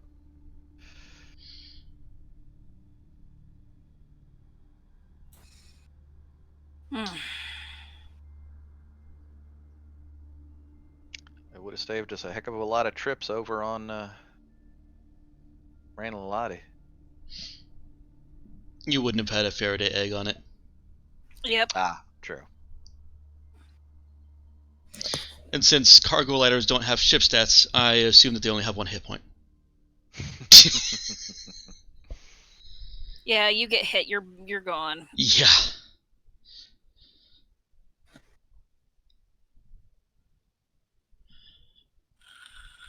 Thinking about like driving a great big semi from your ship down to the surface of the planet.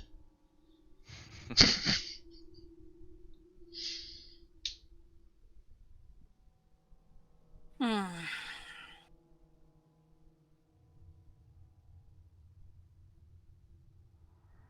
Truck driving in space. Frequently used metaphor.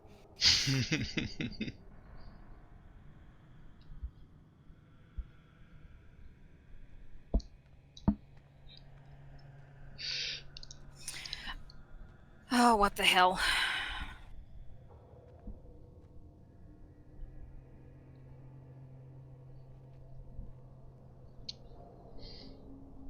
Yeah, go for it. That may save us some other problems. I mean, we could take the shuttle down to Mona.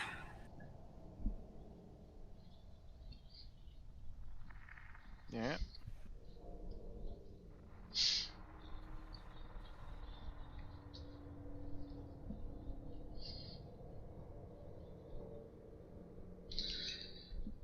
Alright, the merchant is quite pleased to have sold you Oh, a I'm sure he is. cargo lighter.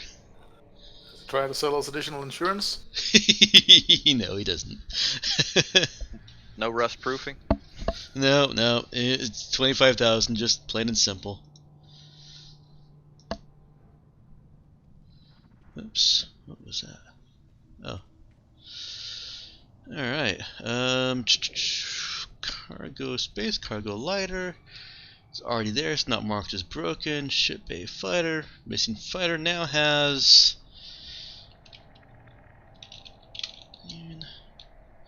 Exodus.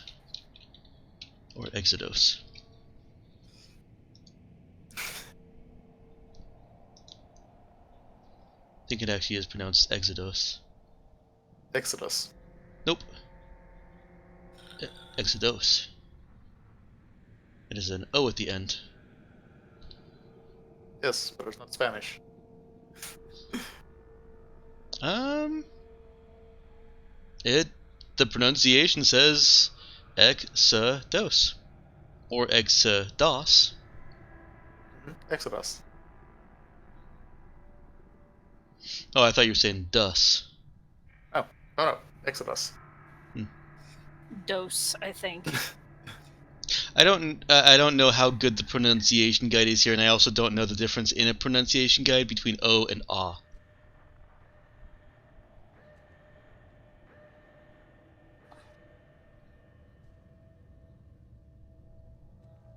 But, you know, not a particular... It's not like we're gonna use it to get Jews out of Egypt.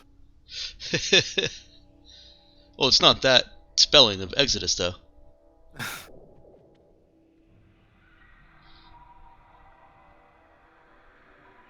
It is not actually Exodus. Which is a us sound.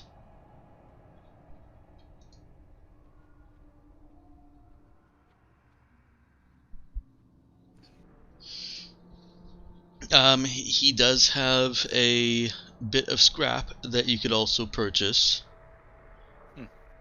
And How much? you could just take it up in your brand new cargo lighter.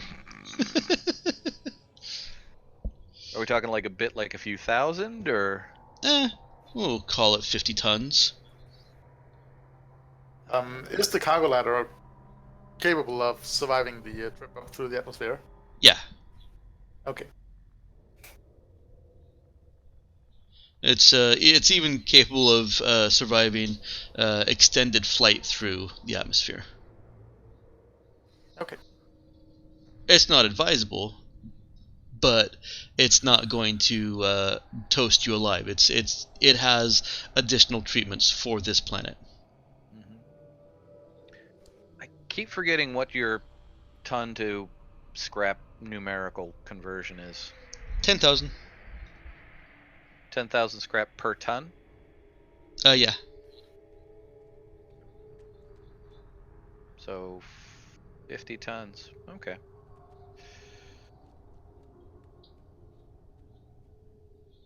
Yeah, basically add 50,000 scrap to you. Did you say 50 tons or 5 tons? I said 50 tons. That would be 500,000 scrap.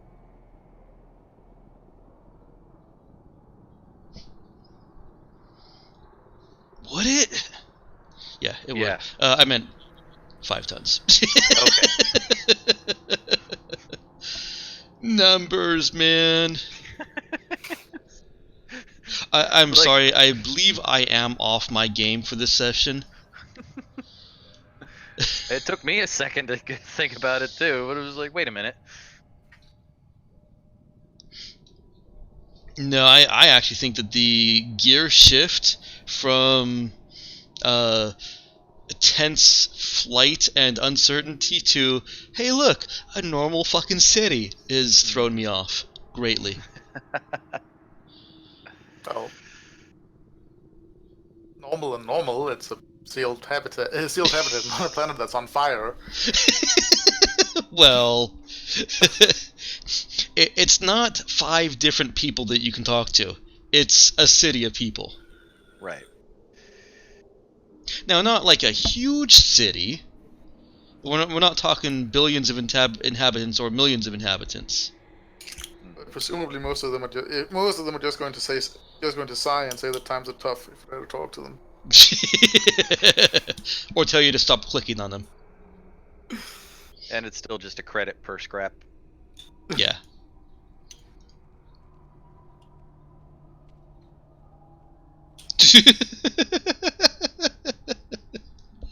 Nice, Nick. It was appropriate. Yep. Mm-hmm.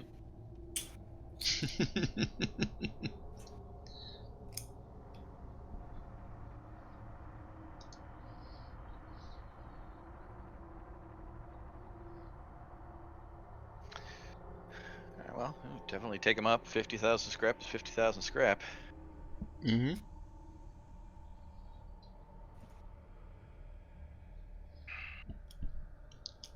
The cargo lighters still have to be piloted, though, right? They're not remote. Yeah, it does still have to be piloted.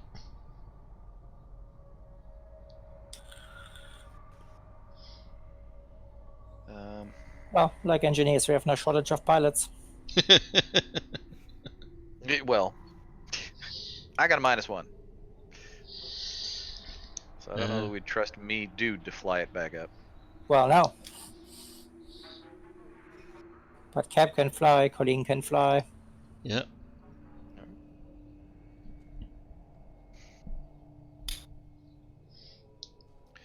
Well, you want to take her back up to the ship for her little inaugural flat cat? You're looking at me to fly it. Okay. Man, I can't trust. I can do that. No, The wheel. I don't trust you to do it either. I'll keep She an eye pats on him on the junk in shoulder. She pats him on the shoulder and says, "You are good at a lot of things, my friend. That's just not one of them yet." It is going to take some engineering to get the cargo lighter ready for an actual shuttle and to move the shuttle from the cargo lighter bay to the actual shuttle bay. But you have crew. Chi-Shin is competent at mechanical work, and I believe Tom knows how to pilot. I mean, it's not like it's doing a whole lot taking shuttle from one entrance to another, right? I mean, we could see if they can deliver it for us. You still have to move your shuttle out from the cargo lighter to the normal cargo bay. Well, Clark is not exceptionally busy. Yep. Right, and Clark is actually on the ship. I forgot that. So Clark can do that easily. So, if you radio ahead. Get Chishin working on preparing the cargo lighter once Clark has moved the Rain of the Lottie shuttle. Then you'll need to give her a few hours, but there's no requirement that you fly this cargo lighter off the lot right now.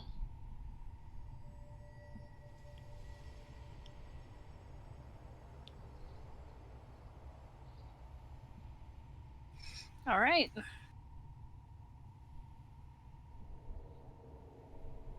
In other words, I'm not going to make it difficult for you to get your cargo lighter up to the ship. We appreciate that.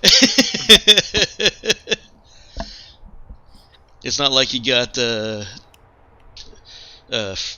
cruiser from Galactic Mandate and a squad of SWAT coming at you, and you're having to decide how to get a cargo lighter off the ground. No, you just got a cargo lighter. You got to get to the ship. That's all.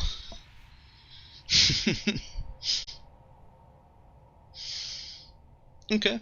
And with that transaction completed, I'm going to go ahead and let us close out